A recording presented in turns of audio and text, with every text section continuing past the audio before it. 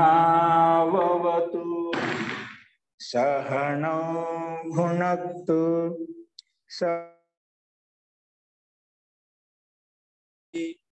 तेजस्विनावधीतमस्तु मा विद्विषावहै।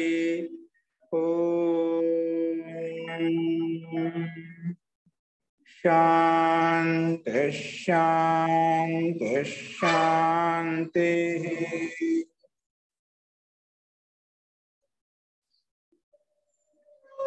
सर्वेभ्यो नमः।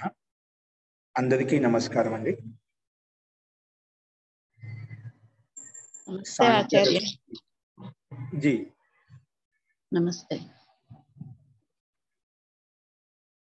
మనము నిన్న ఒక కొత్త ప్రసంగం మొదలు పెట్టాము. పూర్వపక్షి ఏమంటున్నా అంటే ఆనుశ్రవిక కర్మల ద్వారా అంటే వేదోక్త కర్మల ద్వారా వేదోపదేశం ద్వారా ముక్తి కలుగుతుంది, మోక్షం కలుగుతుంది అని ప్రస్తావించారు. 82వ సూత్రంలో నా ఆనుశ్రవికాదపి తత్సిద్ధి. కానీ సిద్ధాంతి దీన్ని ఖండించాడు. ఎందుకంటే సాధ్యత్వేన అనావృత్తి యోగా ఆ పురుషార్థత్వం.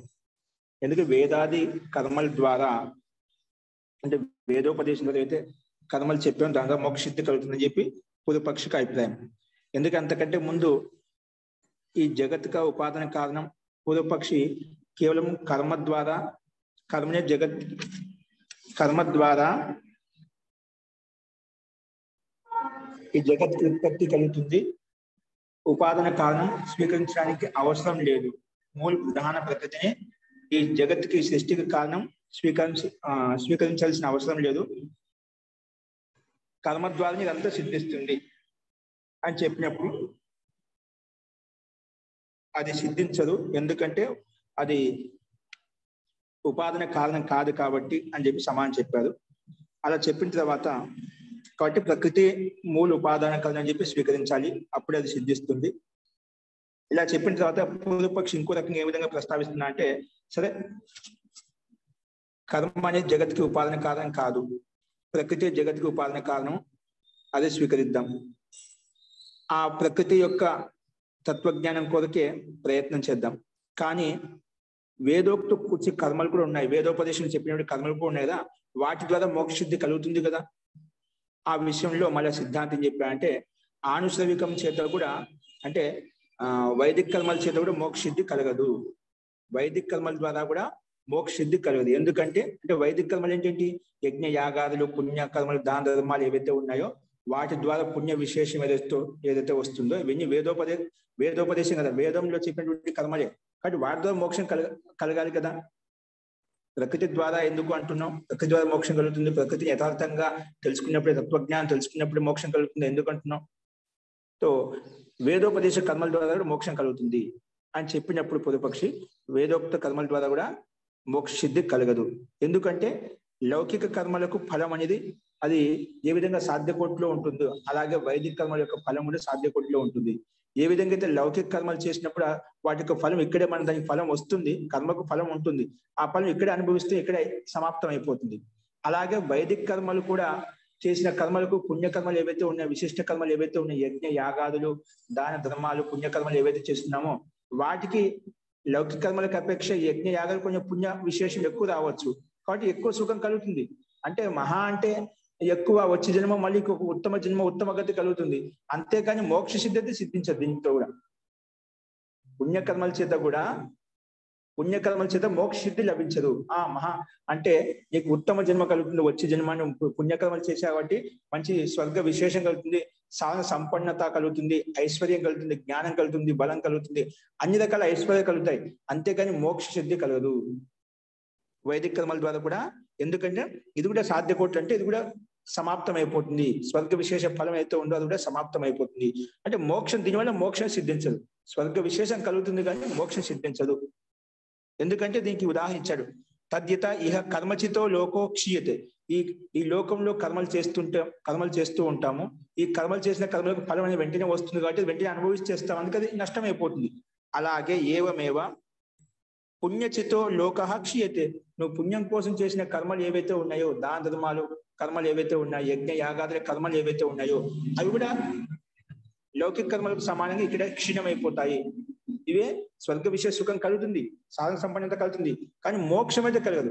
స్వర్గ విశేషం కలుగుతుంది కానీ అవి కూడా ఇక్కడే అనుభవిస్తావు, ఇక్కడే దాని యొక్క ఫలితాన్ని అనుభవిస్తావు కాబట్టి వెంటనే అది కూడా సమాప్తం అయిపోతుంది. ఇక్కడ ఇప్పుడు సమాప్తం కాకపోయినా, ఈ జన్మలు సమాప్తం కాకపోయినా వచ్చే జన్మలు దానికి మళ్ళీ ఉత్తమ గతి ఉత్తమ జన్మ కలుగుతుంది కదా, అక్కడ సమాప్తం అయిపోతుంది. కొంచెం దానికంటే ఎక్కువగా ఉంటుంది, లౌకిక కర్మల కంటే కొంచెం ఎక్కువ తీసుకోవచ్చు. అంతేగాని మోక్ష సుఖం అయితే మోక్ష అయితే లభించదు అని చెప్పి సిద్ధాంతి చెప్పాడు. అందుకోసమే ఆ పురుషార్థత్వం, ఇది పురుషార్థం కాదు, అత్యంత పురుషార్థం కాదు. అత్యంత పురుషార్థం ఉంటే అత్యంత దుఃఖ నివృత్తి కలుగుతుంది. ఇది పురుషార్థమే, పురుషుడికి ప్రయోజనం అయినప్పటికీ కొంతవరకే ప్రయోజనాన్ని అందజేస్తుంది. సంపూర్ణ దుఃఖ నివృత్తి కలగాలి అంటే అత్యంత పురుషార్థము ఆ సమాధి ద్వారా మనకు సాధ్యమవుతుంది, యోగ సాధన ద్వారా సాధ్యమవుతుంది అని చెప్పి, అంటే వివేకం ద్వారా సాధ్యమవుతుంది. అది సిద్ధాంతి యొక్క ముఖ్య ఉద్దేశం. కాబట్టి చేసే పురుషార్థం అనేది యజ్ఞ యాగాలు చేసే పురుషార్థం కాదు, సామాన్య పురుషార్థం. పురుషుడిగా ప్రయోజనమైనప్పుడు కూడా సామాన్య పురుషార్థం, అత్యంత పురుషార్థం కాదు అని చెప్పి సిద్ధాంతి చెప్పాడు. కాబట్టి కింద తత్ర మళ్ళా ఎందుకంటే మళ్ళీ ఆవృత్తి కూడా కలుగుతున్నమాట. ఎవరికైతే లౌకిక కర్మలు వైదిక కర్మలు చేస్తే వాళ్ళకి మళ్ళీ జన్మ అంటూ ఉంటున్నామాట. ఉత్తమ జన్మ ఏదో స్వర్గ విశేషంతో సాధన సంపన్నతగా జన్మ ఉంటుంది. కాబట్టి ఇది అత్యంత పురుషార్థం కాదని చెప్పారు. తర్వాత కాబట్టి ఏం చేయాలి, మన మోక్షం ఎలా కలుగుతుంది అంటే తత్ర ప్రాప్త వివేకస్య అనావృత్తి శృతి. ఎవరికైతే వివేకం ప్రాప్తమైందో అంటే ప్రకృతి పురుషుని యొక్క భిన్నత్వం ఎవరికైతే ప్రాప్తమైందో, ఎవరికైతే సిద్ధించిందో అటువంటి వ్యక్తికే మళ్ళీ సంసార బంధనంలో ఉండదు, అంటే ఆవృత్తి ఉండదు, అంటే సంసార బంధంలో ఆవృత్తి మళ్ళీ తిరిగి రాదు. అలా శృతి కూడా చెప్పింది మనకు. కాబట్టి వివేకం ద్వారానే మనకు ఈ మోక్షం కలుగుతుంది, అంతేగాని లౌకిక వైదిక కర్మల ద్వారా మనకు మోక్షం కలుగుతుంది. ఇంకా సీమిత కర్మలకు సీమిత ఫలం దొరుకుతుంది కానీ పూర్తిగా దొరకదు, పూర్తిగా మోక్ష ప్రాప్తి కలగదు. కాబట్టి మోక్ష ప్రాప్తి ఎలా కలుగుతుందంటే 83 సూత్రంలో ప్రాప్త వివేకస్య, ఎవరికైతే వివేకం ప్రాప్తమైందో, ఏ విద్వాంసుడికైతే వివేకం ప్రాప్తమైందో అటువంటి వ్యక్తికే మళ్ళీ ఆవృత్తి ఉండదు, అనావృత్తి ఉంటుందని చెప్పి మనకు శృతి వేదం కూడా చెప్పింది. దానికే ప్రమాణంగా తపసా బ్రహ్మచర్యేణ శ్రద్ధయా విద్యయా ఆత్మానం అన్విష్య ఏతద్ అమృతం, అమృతం అంటే మోక్షాన్ని, అభయం ఏతత్ పరాయణం ఏతస్మాత్ నా పునరావర్తితే. ఈ కారణం చేత ఈ మళ్ళీ పునరావృత్తి మళ్ళీ తిరిగి రాదు, మళ్ళీ జన్మ అంటూ తీసుకోదు. కాబట్టి ఆ రకంగా తపస్సు పూర్వకంగా బ్రహ్మచర్య పూర్వకంగా శ్రద్ధాపూర్వకంగా విద్యాయుక్తంతో ఉండి ఆ ఆత్మ అన్వేషించినప్పుడు ఆత్మదర్శనం చేత ప్రకృతి వేరు ఈ జీవాత్మ వేరు యథార్థంగా తెలుసుకున్న తర్వాత అప్పుడు మనకు మోక్షం కలుగుతుంది అని చెప్పాడు. మళ్ళీ పూర్వపక్షం అంటే వివేకవంతుడైన కర్మనాథు, వివేకం ఎందుకంటే కర్మ ద్వారా కూడా మోక్షం కలుగుతుంది. నువ్వు కర్మలు చేసుకుంటూ వెళ్తుంటే మోక్షం కలుగుతుంది. మంచి పుణ్య కర్మలు చేస్తూ ఉండు, పుణ్యం చేయడం స్వర్గ విశేషంతో పాటు అలాగే మోక్షం కూడా కలుగుతుంది. కానీ మోక్షం ఎందుకంటున్నావు, కర్మల ద్వారా కూడా నువ్వు వివేకంతోనే మోక్షం కలుగుతుంది అంటున్నావు కదా.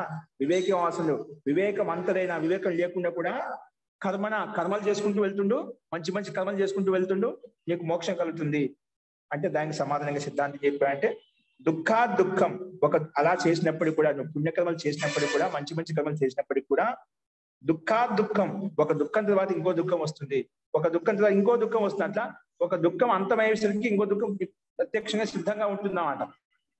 కాబట్టి ఎలాగ ఉంటుందంటే జలాభిషేకం చేస్తుంటారా ముందుగానే, ఎలాగనే నా జాడ్య విమోక్ష. ముందుగా చలితో బాధపడుతున్నటువంటి వ్యక్తికి మళ్ళీ నీటితో జలాభిషేకం చేస్తే ఎలా ఉంటుంది, ఆ చలి తగ్గుతుందా? అది ముందే చలితో బాధపడుతున్న వాతావరణంలో చలి ఎక్కువగా ఉంది కాబట్టి దాంతో ముందుగానే బాధపడుతూ ఉన్నాడు, దుఃఖంగా ఉన్నాడు. దానితో మళ్ళీ జలాభిషేకం చేయమంటే ఎలా ఉంటుంది? ఆ జలంతో నీటితో జలాభిషేకం చేసినప్పుడు ఇంకా అది దుఃఖం ఎక్కువైపోతుంది. అంటే ఏమంటున్నావు, ఆ జలాభిషేకం చేస్తే ఉంటుంది, ఆ పూజ చేస్తే నీకు అది దుఃఖం తగ్గుతున్నావు. దుఃఖం ఎక్కడ తగ్గుతుంది? ఇక్కడ ముందే వాతావరణంలో ఆ శీతత్వానికి కారణంగా చలి ఎక్కువగా ఉండటం వల్ల ముందే బాధపడుతున్నాం. దానితో ఆ నీళ్లు చల్ల నీళ్లు పట్టుకుంటే ఏమవుతుంది, ఇంకా చలి ఎక్కువ అవుతుంది.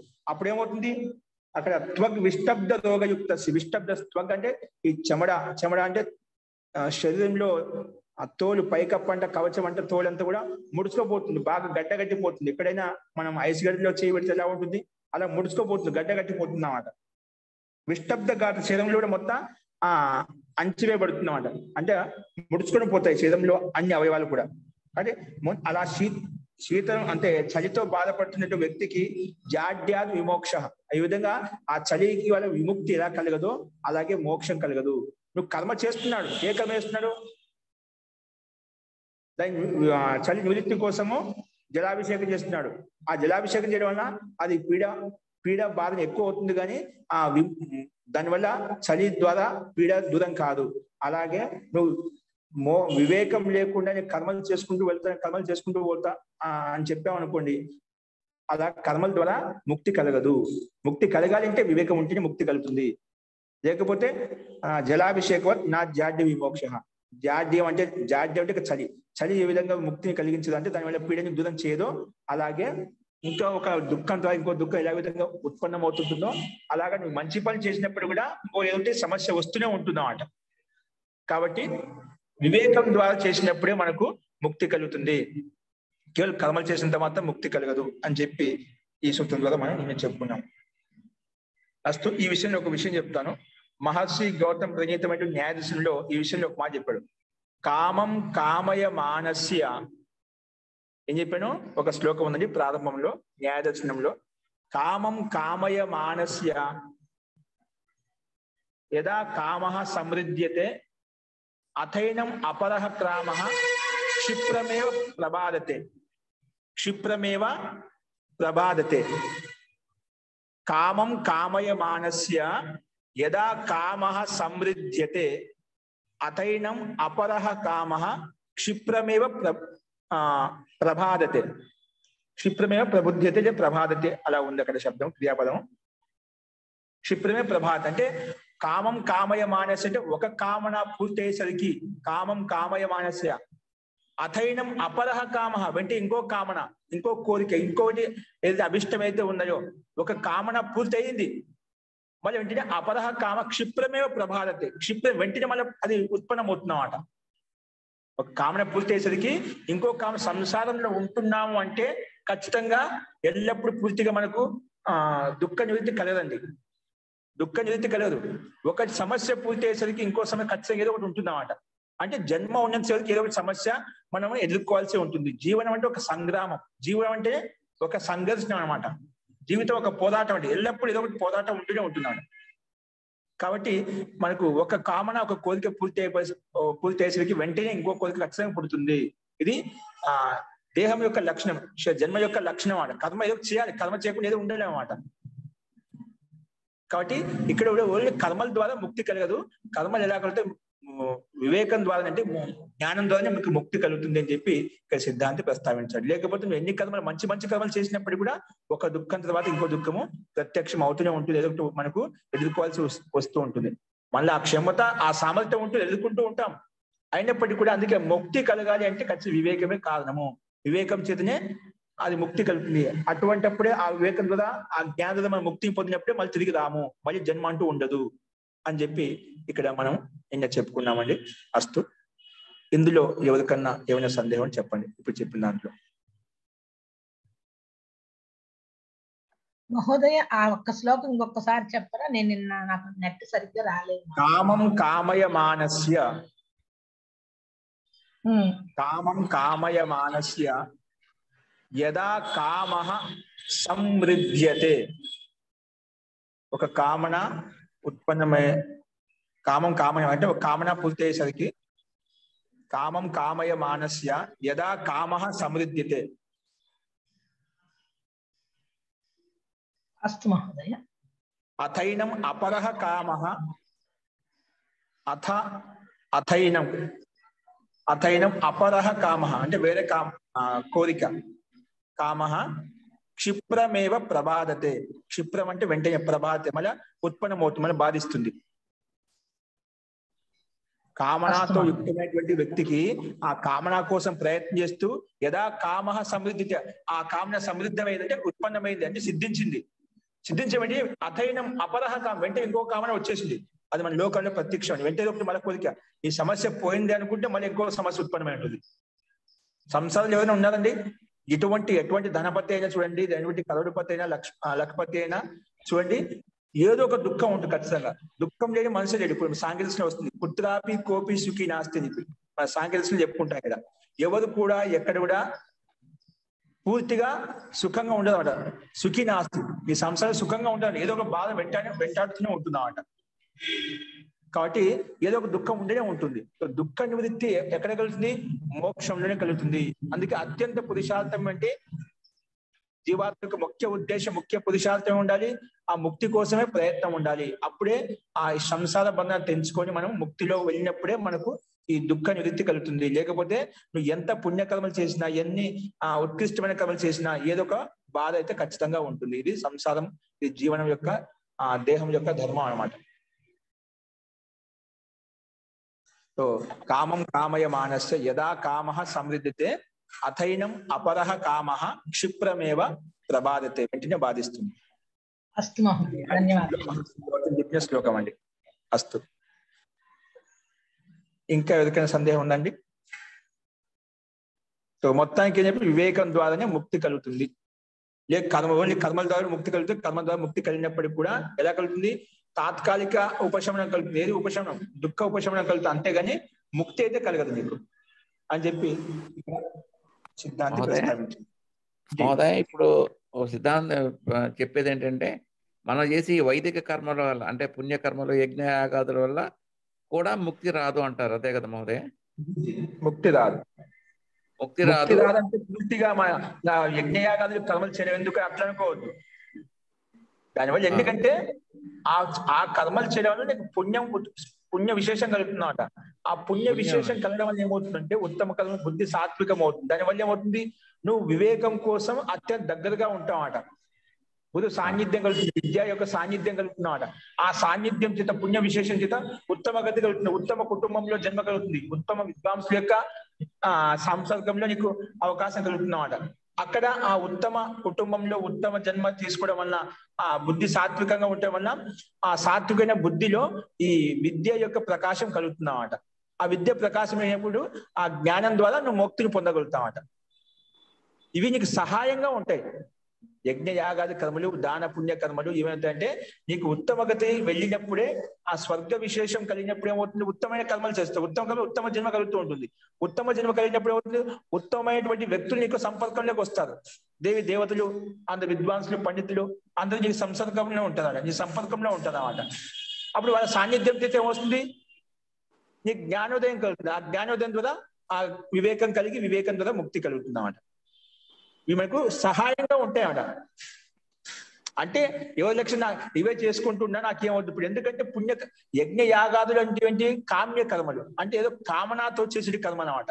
యాగం చేస్తున్నామంటే ఏదో ఫలాన్ని ఉద్దేశించి యజ్ఞ యాగాదులు చేస్తామంట.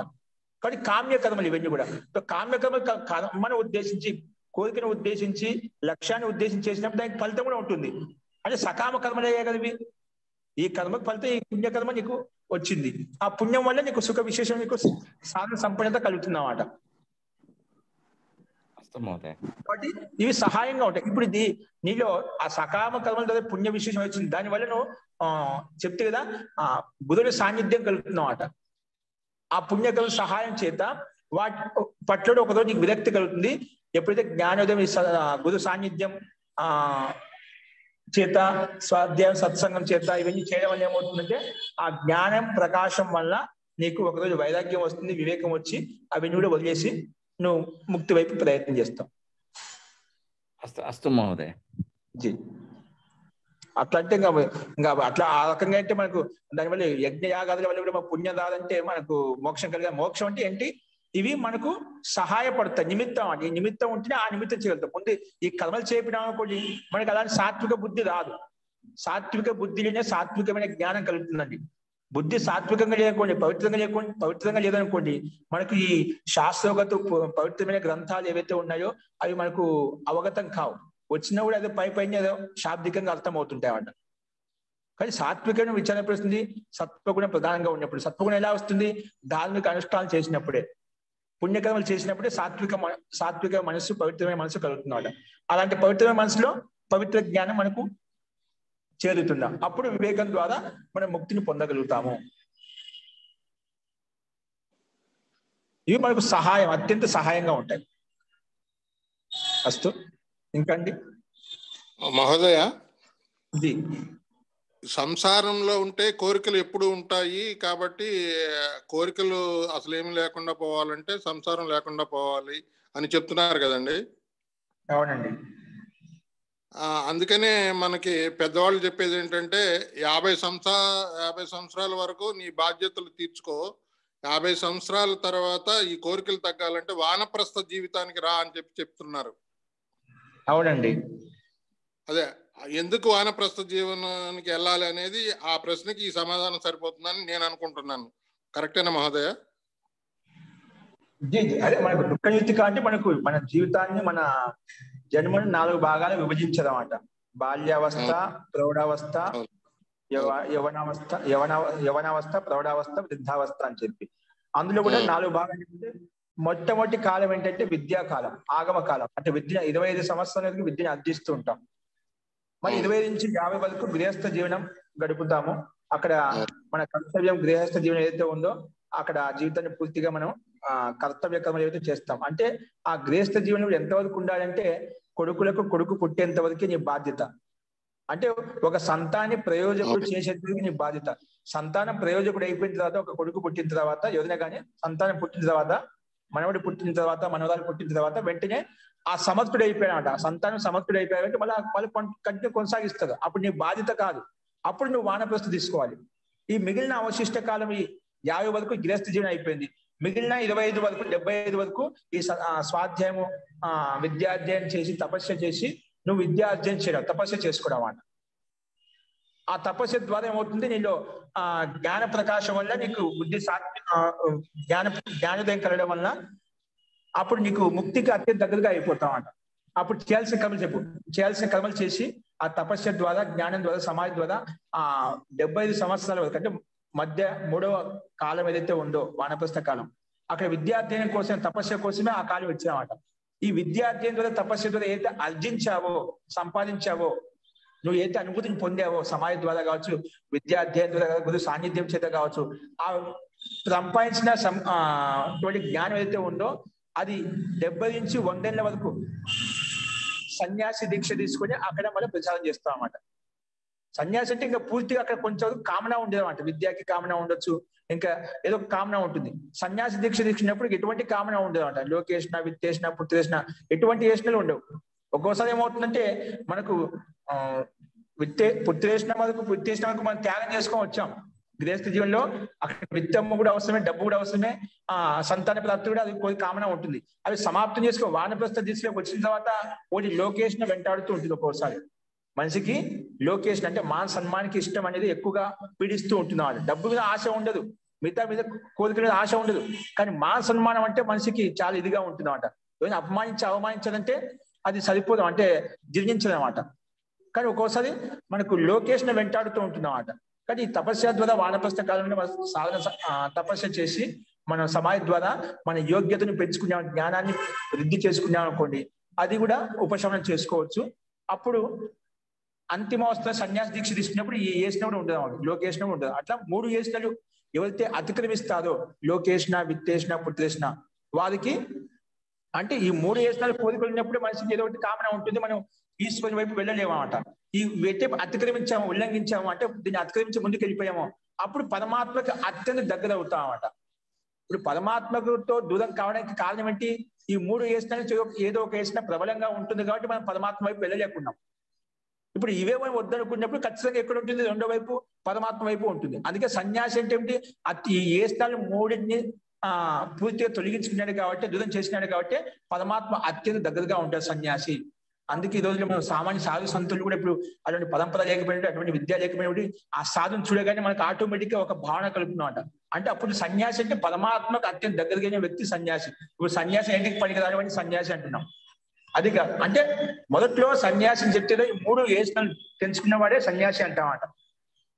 అలాగా ఈ వానప్రస్థ కాలంలో వాస్తవంగా మనకు జిజ్ఞాస ఉంటే పరమాత్మ వైపు మనం వెళ్ళాలి, అత్యంత దుఃఖ నివృత్తి కలగాలి అంటే వానప్రస్థ దీక్ష ద్వారా మన యోగ్యతను పెంచుకునే తపస్య విద్య ద్వారా, తపస్య ద్వారా, బ్రహ్మచర్యం ద్వారా, ఎన్ని పాటిస్తూ శ్రద్ధాపూర్వకంగా విద్య అధ్యయనం చేసి మన యోగ్యతను పెంచుకొని మనము ముక్తి వైపు వెళ్ళాలి. ముక్తి వైపు వెళ్ళడానికి మనకు అవకాశం ఇస్తున్నాం. 3 విషయాలు మరొకసారి చెప్పండి సార్. లోకేషణ, విత్తేషణ, పుత్రేషణ. లోకేషణ అంటే మా సన్మానానికి కోరిక. రెండోది విత్తేషణ. విత్తేషణ డబ్బు మీద కోరిక, ఆకాంక్ష ఉంటుంది. ఈరోజు చాలా మంది చూస్తున్నారు డబ్బు వెనకనే పూర్తి లీనం అయిపోయింది, అన్ని మర్చిపోయి డబ్బు సంపాదించడం లీనం అయిపోయారంట. విత్తేషణ ఉంటున్నమాట. ఒకటి పుత్రేషణ, సంతాన ప్రాప్తి కోరిక. సో సంసారంలో ఉండే సుఖాలన్నీ కూడా ఈ 3 ఏషణాల అంతర్గతంలో ఉంటాయి. చెప్పండి, ఈ 3 ఏషణాల అంతర్గతం ఏదైనా మన సాంసారిక సుఖం రాదా? ఏమున్నా ఈ 3 ఇట్లా అంతర్గతంలో వస్తుంది. ఈ 3 ఎవరైతే తెలుసు వీటిని అతిక్రమించారో వాళ్ళకి ఎటువంటి దుఃఖం ఉండదు అన్నమాట. ఈ కోరికలు ఉన్నంతసేపు మనసుకి బాధ, దుఃఖం ఉంటుందన్నమాట. ఇవి ఏదైతే తెగదెంచుకున్నారో అప్పుడు వాళ్ళకి అంత బాధ ఉండదు. సంసారంలో వచ్చినది బాధగా భావించదు.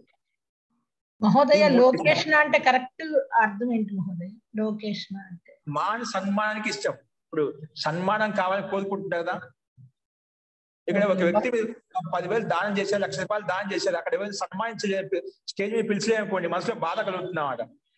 ఏంటో అగౌరవపరిచిన, ఇంకోటి ఏమైనా చేసినా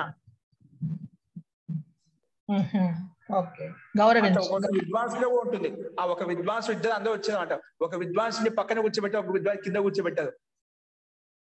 ఒక్కోసారి అలా కూడా ఉంటుందండి. విద్వాంసుల్లో కూడా ఒక్కోసారి మన పిలవకపోయినా, పేమెంట్ చెప్పకపోయినా అంటే చిన్న చిన్నవి మానసికంగా లోకేషన్ అంటే సన్మానం మీద కోరిక ఉంటున్నమాట. ఆ సన్మానం లోకేషన్ అంటే మాన గౌరవానికి ఇచ్చే కీర్తి ప్రతిష్టలకి ఆకాంక్ష.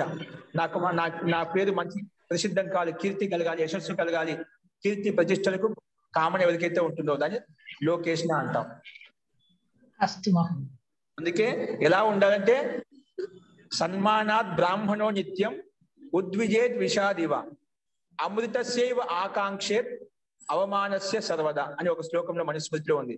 అందుకే ఎలా ఉండాలంటే మనము సమ్మానాత్ బ్రాహ్మణో నిత్యం. బ్రాహ్మణుడు ఎలా ఉండాలట?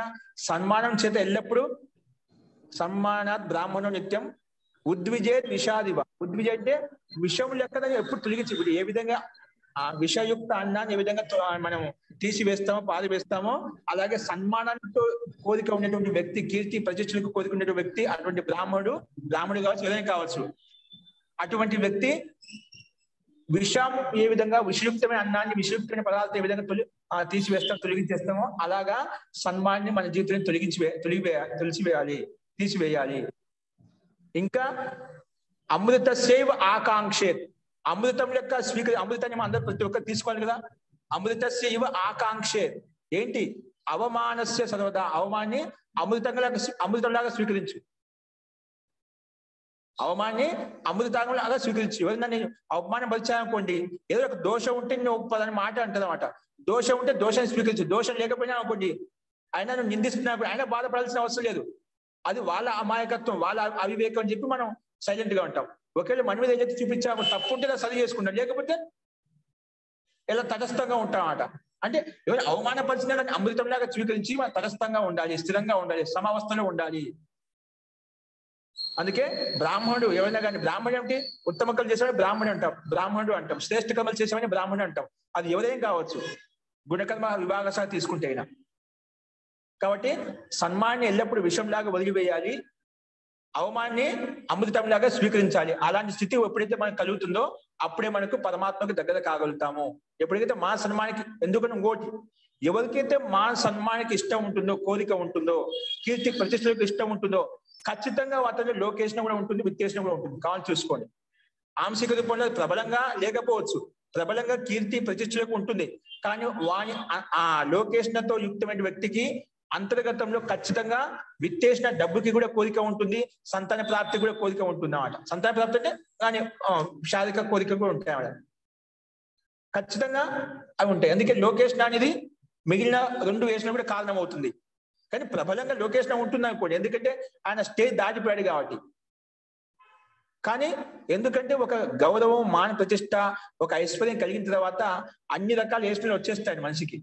మనము పరమాత్మకి అత్యంత దగ్గరగా లేవనుకోండి, నీకు విద్య చేత నీకు గౌరవం వస్తుంది, విద్య వలన గౌరవం వస్తుంది. పుణ్యకర్మలు చేసావు కదా, పుణ్య విశిష్ట దాన ధర్మాలు చేసావు, చాలా పుణ్యకర్మలు చేసావు, ఆ స్వర్గ విశేషం కలుగుతుంది. కలిగిన దాని ఒక్కోసారి ఏమవుతుంటే పరమాత్మ వదిలేసి ఈ మాయలో పడిపోతాం. ఈ సాంసారిక మాయలో మాన ప్రతిష్టలు, కీర్తి ప్రతిష్టలు మనకు ఈ మాయలో లోనే అయిపోతాం, మాయకు లోనే అయిపోతాం. కాబట్టి ఇటువంటి ఆకర్షణకు లోనే అయిపోయి మనము అధోపతనానికి కారణం కావచ్చు. కాబట్టి లోకేష్ ఎవరికైతే ఉంటుందో ఆంశికంలో పుత్రేషణ విత్తేషణ కూడా ఉంటాయి. అవి కూడా ఎప్పుడో ఆలంబన వచ్చినప్పుడు ఏమవుతుందంటే తెలియకుండానే మనకు దానికి లోన్ అయిపోతాం. అప్పుడు మళ్ళా మనం ఎక్కడి నుంచో పైకి వెళ్ళిన వాళ్ళకి కిందికి రావాల్సి వస్తుంది అన్నమాట. ఇటువంటి విషయాలు మనం పురాణాలు చదువుకుంటాం. ఋషి మహర్షులు కూడా ఈ విత్తేషణ పుత్తేషణ లోకేషణ ఉండటం వల్ల ఆ కామన వల్ల కిందికి వచ్చి మనం అధోపతనానికి వచ్చారని చెప్పి చూస్తుంటాం చాలా మంది. ఎన్నో దృష్టాంతాలు మనకు ఉన్నాయి. కాబట్టి ఈ 3 వేషణల పట్ల మనం అత్యంత జాగరూకంగా ఉన్నప్పుడే, వీటిని తొలగించుకున్నప్పుడే మనకు నిజంగా పరమాత్మకు అత్యంత దగ్గర కాగలుగుతాం. ఈ 3 వేషణాల నుంచి ఒక వేషణ ఉన్నా కూడా ఖచ్చితంగా మనము పూర్తిగా సమర్పణ భావన మనకంటూ ఉండదు. కాబట్టి మనము వీటిని దూరంగా ఉండడం ప్రయత్నం చేయాలి. కాబట్టి అప్పుడే పరమాత్మ దగ్గర కాగలుగుతాం. కాబట్టి అవకాశం ఉన్న వాళ్ళంతా ఇప్పుడు శోభనాథ్ గారు చెప్పేటంటే మీకు ఉంటేనా ఒక మంచి అవకాశం. శాస్త్రాధ్యయనం చేస్తూ ఉంటే ఇప్పుడు ఒక జన్మ నాకు జన్మ సంస్కారం లేదు అంటాం. సంస్కారం లేకపోయినా ఈ జన్మలు చేస్తే ఒక జన్మ సంస్కారం వస్తుందన్నమాట. ప్రయత్నం చేయాలి కదా, ఒక అవకాశం కలిగింది. అట్లా పూర్తిగా అవకాశం ఉన్న వాళ్ళు ధన సంపాదనలో కాకుండా పుత్రులు ప్రయోజకులై ఉంటేనా మీరు మళ్ళీ అదే ధన సంపాదన కాకుండా అవన్నీ వదిలేసి ఈ స్వాధ్యాయంలో సత్సంగంలో పూర్తిగా లీనమైపోండి. లీనమైపోయి ఆ విద్యని ప్రకాశించి ఆ జీవితం చూసాం, మనకు తెలుసు ఏముందని. బాల్యావస్థ అంటే వృద్ధావస్థ వరకు ఏమేమి చేయగలుగుతాం ఉత్తమంగానే ఊహించుకున్నాం, మంచిగానే ఊహించుకున్నాం. కొడుకులు పుత్రులు డబ్బు సంతానం గాడి బంగ్లా అన్ని బాగానే ఉన్నాయి, అన్ని బాగానే జరుగుతున్నాయి. అది ఏం చేసినా అవస్థ అంటూ ఒకటి కలుగుతుందన్నమాట. అంటే పుట్టినప్పటి నుంచి చనిపోయేంత వరకు వృద్ధావస్థ వరకు మనకు స్పష్టంగా ప్రత్యక్షంగా కనిపిస్తుంది ఏమేం చేయగలుగుతామో, మన స్థితి ఏమేమి అవుతుందని చెప్పి. కాబట్టి ఒక తెలియని జీవితం, ఏదో ఆత్మ అంటున్నా, పరమాత్మ అంటున్నా, ముక్తి అంటున్నా, మోక్షం అంటున్నా, ఇవేంటి ఏంటివి? ఆ తెలియని జీవితం కూడా తెలుసుకోవాలి. ఆ విద్య యొక్క జ్ఞానం, విద్య యొక్క ప్రకాశం ఏంటి? మహాపురుషులు, ఋషులు, మహర్షులు, యోగులు ఎందుకు దీనికోసం ఎందుకు తపస్సు చేస్తున్నారు, ఎందుకు తపిస్తున్నారు, ఎందుకు అటువైపు వెళ్ళమని చెప్తున్నారు? అది ఒక లోకం చూడాలి. ఇది లోకం, ఈ ప్రతి లోకం ఒకటే కాదు కదా, లోకాంతలు చాలా ఉన్నాయన్నమాట. ఒక్కొక్క నక్షత్రం ఒక్కొక్క లోకం. ఇదే ఎందుకు? ఒక కొత్త జీవితాన్ని చూడాలి అనే సంకల్పంతో చూసిన జీవితాన్ని కాబట్టి కొత్త జీవితాన్ని ప్రారంభించాలని చెప్పి దృక్పథంతో అవకాశం ఉన్న వాళ్ళంతా కూడా, ఈ సదవకాశం కలిగిన వాళ్ళంతా కూడా మనం ప్రయోజకులు ఏంటి, దాయత్వం లేకుంటే, కర్తవ్యం లేకుంటే, మళ్ళీ మీరు అదే కర్తవ్యం చేసిన కర్మ చేయకుండా, పిష్టి ప్రశ్న చేయకుండా మీరు సత్సంగ స్వాధ్యాయాన్ని లీనమైపోయి మీరు మీ జ్ఞానాన్ని పెంచుకొని అటువైపు వెళ్ళడానికి ప్రయత్నం చేయండి. జ్ఞాన పరిశుద్ధమయ్యే కొద్దీ మీరు పరమాత్మ దగ్గర అవుతూ ఉంటారు. ఈ లోకేషణ విత్తేషణ పుట్టేషణ నీకు అవగతం అవుతూ ఉంటాయి. అవి కేవలము యోగ సాధన ద్వారా సంభవిస్తుంది. మనలో ఉండే దోషాలు ఏమేమి ఉన్నా మనకు తెలియదు సాధ్యమైనంత వరకు ఎవరికి కూడా. నిజంగా తెలిసిన రోజు మనం ఇలా ఉండవు. తెలియదు కాబట్టి మనం సంసారం వైపు వెళ్తున్నాం. మన గురించి మనకు తెలియదు కాబట్టి సంసారంలో ఉండే విషయాలు ఏవైతే ఉన్నాయో వాటి పట్ల ఆకర్షణ ఉంది, ఏదో కోరిక ఉందన్నమాట. ఎప్పుడైతే మన గురించి మనం తెలుసుకుంటామో, ఇక్కడ ఉండవు మనం, ఎక్కడికో మనం పరమాత్మ వైపు ఏం చేయాల్సిన కర్మలు ఏమన్నా వాటి వైపు వెళ్తా ఉంటాం, వాటి కోసం ప్రయత్నం చేస్తాం. అదే సంకల్పం తీసుకుంటాం. మన దగ్గర సంకల్పం తీసుకోలేకపోతున్నామంటే మనలో ఈ 3 వేషణాలు ఏదో ఒకటి మనం పీడిస్తుంది, బాధిస్తుంది. అందుకే మనం ఇక్కడే ఉంటున్నాం అన్నమాట. కాబట్టి వీటిని మనం తొలగించుకోవాలి అంటే అది స్వాధ్యాయం ద్వారా సంభవం అవుతుంది, సత్సంగం ద్వారా సంభవం అవుతుంది, వేదాధ్యాయం ద్వారా సంభవం అవుతుంది, తపస్య ద్వారా సంభవం అవుతుంది, బ్రహ్మచర్యం ద్వారా సంభవం అవుతుంది, శ్రద్ధాపూర్వకంగా ప్రయత్నం చేసినప్పుడు అది సంభవం అవుతుంది. శ్రద్ధ లేకపోతే కూడా కాదు. అది శ్రద్ధాపూర్వకం చేసినప్పుడు పని మనం నిర్విఘ్నంగా త్వరగా చేసుకోగలుగుతాం అన్నమాట. కానీ ఈ రకంగా విద్య మనకు కొంతమందికి మాకు ఇది లేదంటే, ఇది నేర్చుకోలే అంటే అది కొంతకాలం నేర్చుకోకపోయినా మనం ప్రయత్నం నేర్చుకోవాలని కోరిక పుట్టిన ప్రయత్నం చేస్తే వస్తూ ఉన్నమాట. నేర్చుకొని వదిలేస్తే అది అలాగే ఉంటుంది. కానీ నాకు రాదు అని ఏది అనుకోవద్దు. ఏది రాదని అంటూ ఏది లేదు. సంకల్పం ఉంటే అన్ని వస్తాయి. దాంట్లో అవస్థ పని లేదు మనకి. ఎందుకంటే మన కర్మ మన సంస్కారం మన దగ్గరే ఉంటుంది. ఎవరు చేసిన కర్మ వాళ్ళ దగ్గరే ఉంటాయి. నువ్వు చేస్తే అతనికి రాదు, అతడు చేస్తే నీకు రాదు. ఎవరి కర్మలు వారివే కాబట్టి మనమే ప్రయత్నం చేయాలి. ఇప్పుడు చేసుకుంటే అది ఎప్పటికే మనకే పనికి వస్తుంది. మన బ్యాంక్ బ్యాలెన్స్ మన దగ్గరే ఉంటుంది, ఒకరు ఉపయోగించుకోవడానికి లేదు. దాంట్లో పుణ్యమైనా పాపమైనా మనమే అనుభవించాల్సి ఉంటుంది. కాబట్టి ఆ కర్మలు మనం ఇప్పుడెందుకు చేసుకోకూడదు? కాబట్టి ఆ రకంగా ప్రయత్నం చేసి మనం సత్సంగ స్వాధ్యాయం చేస్తుంటే ఖచ్చితంగా మనలో ఉండే జడత్వం జాడ్యమని తొలగిపోయి మనలో సాత్వికత వస్తుందండి. వాస్తవంగా మన మనసులో చాలా జాడ్యత్వం ఉంటుంది, జడత ఉంటుంది. అంటే మనసు వివేకం అవివేకం నుండి వివేచించుకోలేదు అన్నమాట. సత్యం ఏంటి, అసత్యం ఏంటి, ధర్మం ఏంటి, అధర్మం ఏంటి, కర్తవ్యం ఏంటి, అకర్తవ్యం ఏంటి, ఇవన్నీ మనం వివేకం చేసుకోలేకపోతున్నాం అట. ఏది పడితే అది ఒక మిషన్ లాగా చేస్తూ పోతున్నాం. వాస్తవంగా చేయాల్సిన కర్మలు ఏంటి, మానవ జీవనం యొక్క ముఖ్య ఉద్దేశం ఏంటి, ఇన్ని శాస్త్రాలు ఇంత వేద ఉపదేశం ఎందుకు ఉపదేశించబడుతున్నాయి? ఇందుకోసమే. ఎందుకంటే ఈ సంసారంలో సుఖం ఉన్నప్పటికీ సంసారం ఎందుకు వచ్చిందంటే మనం చేసిన కొన్ని కర్మలు ఉన్నాయి. దానికోసం సృష్టి ఉత్పన్నం చేశాడు ఈ పరమాత్మ. ఈ కర్మల ద్వారా అంటే మనం చేసే కర్మల ద్వారా అనుభవిస్తూ ఈ కర్మల సహాయం చూతనే మళ్ళీ పుణ్యకర్మలు చేసి నిష్కామ కర్మలు చేసి ముక్తిని పొందడం కోసమే, శాశ్వతమైన ఆనందాన్ని పొందడం కోసమే, అత్యంత దుఃఖ నివృత్తి అయినటువంటి మోక్ష సుఖాన్ని పొందడం కోసమే ఈ సంసారంలో ముందుకు చెప్పున్నాం. యజ్ఞ యాగాలు ఏవైనా ఉత్తమ కర్మ చేసి ఉత్తమ కర్మ వల్ల నీకు ఉత్తమ స్థితి అన్ని కలుగుతాయి అన్నమాట. ఉపనిషత్తులు మనం చెప్పుకోవచ్చు. దీనివల్ల నచికేతుడు యమాచార్య విషయంలో ఆ కథ వినే ఉంటదన్నమాట. ఎన్ని ప్రలోభాలు చూపించినా నీకు ఆయువు ఇస్తాను, ఐశ్వర్యం ఇస్తాను, దాన్ని సంపాదిస్తాను, అన్ని రకాలుగా ఇస్తాను. ఒక 100 ఏళ్ళ ఆయుష్ కాదు, 1000 ఏళ్ళ ఆయుష్ ఇచ్చేస్తాను. ఇవన్నీ నువ్వు అనుభవించు, సకల భోగ ఐశ్వర్యం అనుభవించంటే నాకు ఇదొద్దు, నాకు అదే సుఖం కావాలి, పరమాత్మ మృత్యు యొక్క రహస్యమే కావాలి నాకు. ఎందుకు? మన ఉత్కర్షాదపి అత్యంత ఉత్కర్షం అని చెప్పి మోక్ష సుఖమే అత్యంత ఉత్కృష్టమని చెప్పి మనం శృతి కూడా చెప్పబడింది అన్నమాట. ఎందుకంటే అత్యంత ఉత్కృష్టమైన స్థితి అనేది మోక్షంలో సంభవిస్తుంది. ఆ సుఖ విశేషం అని ఇక్కడ మనం మాటలు చెప్పలేము అన్నమాట. అది కేవలం ముక్తి అంటే ఒక విశిష్టమైనటువంటి అనుభూతి అనేది కేవలం మోక్షంలో సంభవం అవుతుంది అన్నమాట. ఉత్కర్షాదపి మోక్షస్య సర్వోత్కర్ష శృతే. మన సంసారంలో ఎటువంటి ఉత్కర్షమై కలిగినప్పటికీ కూడా, ఉన్నతి కలిగినప్పటికీ కూడా మోక్షం సుఖానికి సమానం కాదు, ఎప్పుడు లేశం మాత్రం సమానం కాదు. అత్యంత ఉత్కర్షమైన స్థితి ఎక్కడ కలుగుతుంది? మోక్షంలో కలుగుతుంది. అత్యంత ఆనందం, లేశ మాత్రము దుఃఖం లేని స్థితి ఎక్కడ కలుగుతుందంటే అది కేవలము ముక్తిలో కలుగుతుంది. కాబట్టి దానికోసం ప్రయత్నించాలి. దాని ప్రయత్నం కోసం ఇవన్నీ శాస్త్రాలు చెప్తున్నాయి, రకరకాల ఉపదేశిస్తున్నాయి. కొంత ప్రకృతి ద్వారా యథార్థం తెలుసుకొని నువ్వు ముక్తిని పొందమని చెప్తున్నారు, కొంతమంది పదార్థాలు తెలుసుకుని ముక్తిని పొందమంటున్నారు, కొన్ని ప్రమాణపూర్వకంగా తెలుసుకుని ముక్తిని పొందమని అని ఇవన్నీ ప్రకారాలు. అంతే, ముక్తిని పొందడం కోసం ప్రకారాలు. కానీ లక్ష్యం ఒకటి నీకు ప్రత్యక్షమైందంటే మిగతా ఆటోమేటిక్గా అది ఉండదు, ప్రత్యక్షం అవుతున్నావు అట. నువ్వు ప్రకృతి గురించి యథార్థంగా తెలుసుకున్నప్పుడు జడ వస్తువు, దీంట్లో చేతనత్వం లేదు, అప్పుడు చేతనత్వం ఒకటే, జీవాత్మ ఒకటే, పరమాత్మ ఒకటే అని తెలుసుకుని తదనుగుణంగా వ్యవహరించడం వల్ల నీకు ముక్తి మోక్షం కలుగుతుంది. అంటే రెండేది ప్రత్యక్షం అవుతుంది. ఒకటి ప్రత్యక్షమైందంటే రెండేది ప్రత్యక్షం అయిపోతున్నావు ఆటోమేటిక్గా. ఇప్పుడు దోషము అదోషము, తప్పు ఏంటి ఒప్పు ఏంటి తెలుసుకున్నావు. తప్పు తెలుసుకున్నాడు నీకు ఒప్పు ఏంటి తెలిసిపోతున్నాట. తప్పు అని తెలిసినా తప్పును వదిలేస్తాం. అప్పుడు కరెక్ట్ ఒకటే, రెండోది ఒప్పు అని తెలుసుకోవాల్సిన అవసరం లేదు. ఇది కరెక్ట్ అని చెప్పి తెలుసుకోవాల్సిన అవసరం లేదు. అదే కరెక్ట్ తెలుసుకున్నాం అనుకోండి, అదే చేస్తూ పోతాం. తప్పు గురించి తెలుసుకోవాల్సిన అవసరం లేదు. అలా ఒకటి తెలుసుకుంటే ఒకటి ఆటోమేటిక్ తెలిసిపోతున్నాం అన్నమాట. అట్లా ప్రకృతి గురించి తెలుసుకున్నా, జీవాత్మ గురించి తెలుసుకున్నా, పరమాత్మ గురించి తెలుసుకున్నా, ఒకటి తెలుసుకుంటే మిగతా అన్ని కూడా నీకు తెలిసిపోతాయి. అందుకే ఈ రకరకాల యోగులు, సాధకులు భిన్న రకాల ప్రయత్నాలు చేసి భిన్న రకాల వాళ్ళ ముక్తి యొక్క లక్ష్యాన్ని చెప్తూ ఉంటారు అన్నమాట.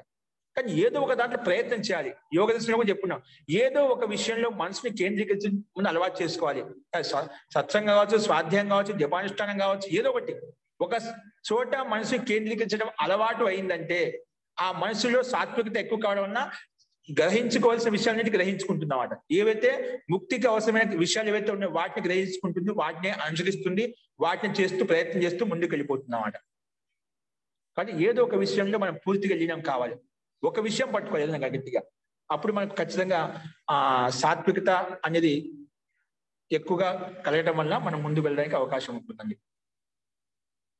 అంటే సత్వగుణం ప్రధానం. సత్వగుణం అంటే సత్వగుణంలో ప్రకాశ స్థితి ఉంటుంది. అంటే ఆత్మ, పరమాత్మ, ముక్తి ఇటువంటి విషయాల పట్ల మనకు శ్రద్ధ కలుగుతున్నామట.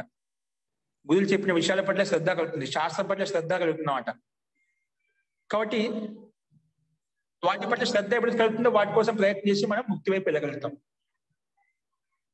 కాబట్టి దానికోసం ప్రయత్నించాలి. అవకాశం ఉన్న వాళ్ళంతా కూడా మనం ఇప్పటి నుంచే ప్రయత్నం చేస్తుంటే ఒకరోజు మనం గమ్యస్థానం చదువుకుంటాం. కనీసం ఇప్పుడు లైన్ లో నిలబడ్డామంటే ఏదో ఒక రోజు మనకు మన టైం కూడా దర్శనం చేసుకోవడానికి మనకు కూడా ఒక అవకాశం ఉంటుందన్నమాట. మనం లైన్ లో నిలబడలేదు అనుకోండి, ఎక్కడో తిరుగుతా ఎక్కడెక్కడ తిరుగుతూ ఉంటామట. అది ఎక్కడెక్కడ తిరిగినామంటే సంవత్సరం మన చక్రం తిరుగుతూ ఉంటున్నామట. మనం ఈ కష్టాలు తక్కువ, దుఃఖాలు తక్కువ, మనం ఇక్కడే సంసార బంధంలో తిరుగుతూ ఇక్కడే బాధపడుతూ ఇక్కడే ఉంటాం అనమాట. లేదంటే ఇంకా ఈ సంసారంలో ఉన్నప్పుడు ఎప్పుడు ఏమవుతుందో ఇంకా ఇదే జన్మ ఉంటుందో గ్యారంటీ ఏం లేదు.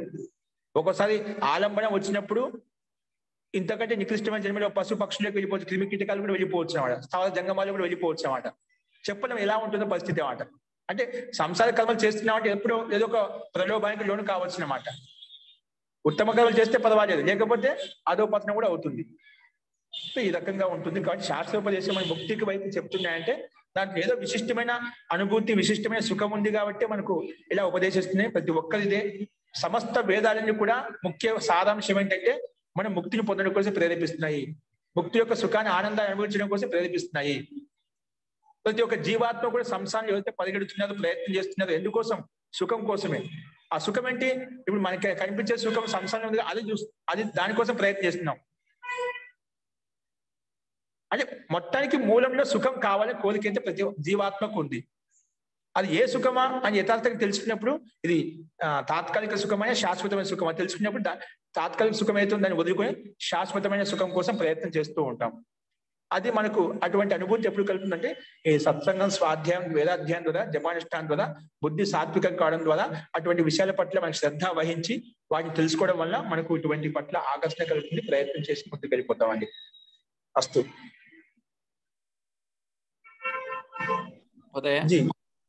చెప్పండి. మనం చేసుకున్న పుణ్యము, మనం చేసుకున్న పాపము మనకే ఉంటుందని అనుకుందా? అవును కదా. మరి మనం చేసుకున్న పాపం పుణ్యం పిల్లలకు కూడా వస్తుంది, అంటే నెక్స్ట్ తరాలకు కూడా వస్తుంది. అదే అలా వంశపారంపర్యం కూడా వస్తూ ఉంటాయి. అలా అవి కూడా ఉంటాయా? మీరు చేసిన పాపంలో మీ పిల్లల్ని అనుమోదిస్తున్నారు, ప్రశంసిస్తున్నారు అనుకోండి, ఆ పాపం వారికి కూడా వచ్చేస్తుంది. ఇప్పుడు ఒక వ్యక్తి దొంగతనం చేస్తున్నాడు అండి, దొంగతనం చేయడం తప్పు.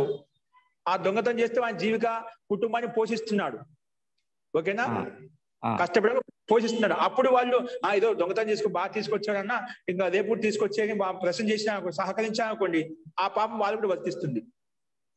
వాళ్ళు దొంగతనం ఈ పని ఎందుకు, ఏదైనా పని చేసుకోవచ్చు, ఇంట్లో వాళ్ళు భార్య భర్తలు పిల్లలు చెప్తున్నారు ఈ పని ఎందుకు అయినా పట్టుకుంటే తంతారు, పోలీసులు జైలు చేస్తారు, ఇది మంచి పని కాదు, వాళ్ళు విరోధిస్తున్నారు.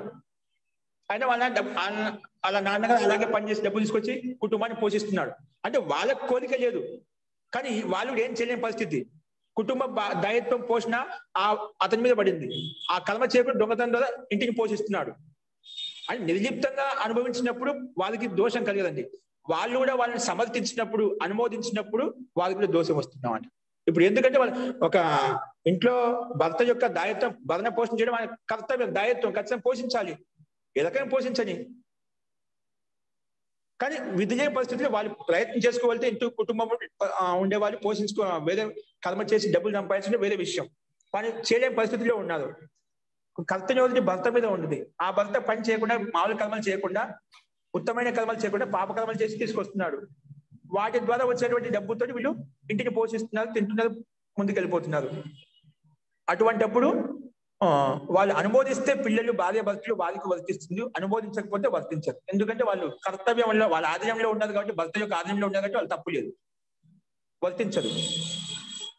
అలాగే పుణ్యం కూడా అంతే కదా మహోదయ? పుణ్యాలైనా అంతే. నువ్వు పుణ్యం చేసావు అనుకోండి, ఆ పుణ్యమైన పనులు కూడా నేను అనుమోదిస్తున్నావు అనుకోండి, పుణ్యాన్ని అనుమోదిస్తే వాళ్ళు పుణ్యం, వాళ్ళు కూడా అలాంటి కర్మలు చేయడానికి ఆకర్షణ కలుగుతుంది.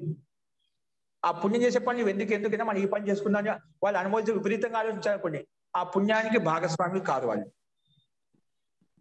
మంచి పని అనుమోదిస్తే వాళ్ళు కూడా అదే గుణాలు వస్తాయి, చెడు పని అనుమోదిస్తే వాళ్ళు కూడా అదే గుణాలు వస్తాయి.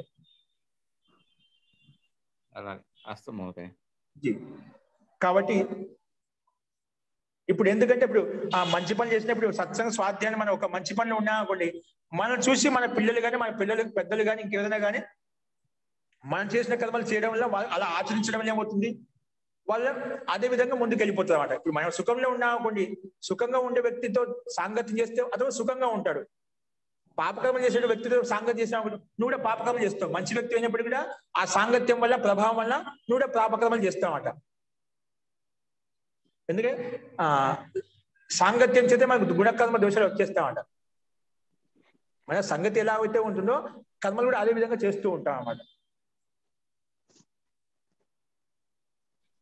కాబట్టి సాంగత్యం ఇదిగా ఉండాలి, మంచిగా ఉండాలి. జీ చెప్పండి. ఈ శ్లోకం రెండో పదం ఒకసారి చెప్పరా? సమ్మానాత్ బ్రాహ్మణో నిత్యం, ఆ విషయుక్త అన్నం అన్నారే. బ్రాహ్మణో నిత్యం ఉద్విజేత్ విషాదివ. ఉద్విజేత్ అంటే విషాదివ, విషవత్, విషాద్ ఇవ అంటే విషానికి విషవత్, విషమునకు సమానంగా. విషాన్ని ఏ విధంగా, విషయుక్తమైన పదార్థాన్ని ఏ విధంగా వదిలేస్తాం అలాగా. విషాదివ, ఉద్విజేత్ విషాదివ. అక్షరం ఉండాలనుకుంటా అండి అందులో. సమ్మానాత్ బ్రాహ్మణో నిత్యం, ఉద్విజేత్ విషాదివ. ఇంకొక అక్షరం ఉండాలి కదా, 7 అక్షరాలు వస్తున్నాయి, అనుష్ఠుప్ అవ్వాలి కదా. మిగతా 3 పాదాలు సరిగ్గా ఉన్నాయి. ఉద్విజేత్ విషాదివ, ఉద్విజేత్ విషాదివ. ఒక అక్షరం తక్కువ వస్తుంది. విషాన్నవత్ అంటే ఉద్విజేత్ విషాన్నవత్ అంటే అప్పుడు సరిపోతుంది. ఉద్విజేత్ విషాన్నవత్. 2 అక్షరం ఎక్కువ, ఒక అక్షరం మళ్ళీ ఎక్కువ అవుతుంది కదా. అవదు. ఉద్విజేత్ విషాన్నవత్ సరిపోయింది. మీరు ఇందాక అన్నమని చెప్పారు, అన్నమని చెప్పారు, నాకు ఆ పదం సరిగ్గా రాయలా. నేను ఆ శ్లోకం రాసుకున్నా. అన్వయంతో అయితే మన వ్యాఖ్యానం విషయం అంటే ఎటువంటి విషయం, విషాన్నవత్ చెప్పుకోవచ్చు. అంటే ఆ అక్షరం కలిపితే మనకు ఛందస్సు వస్తుంది చెప్పుకోవచ్చు. అంటే తర్వాత అమృత, 3వ పాదం అమృతస్యైవ త్వాకాంక్షే అవమానస్య సర్వదా, అంతే కదా? జీ జీ జీ. అమృతస్యైవ ఆకాంక్షే అవమానస్య సర్వదా. అమృతస్యైవ ఆకాంక్షే అవమానస్య సర్వదా. ఓకే అండి, ఓకే, థ్యాంక్ యూ.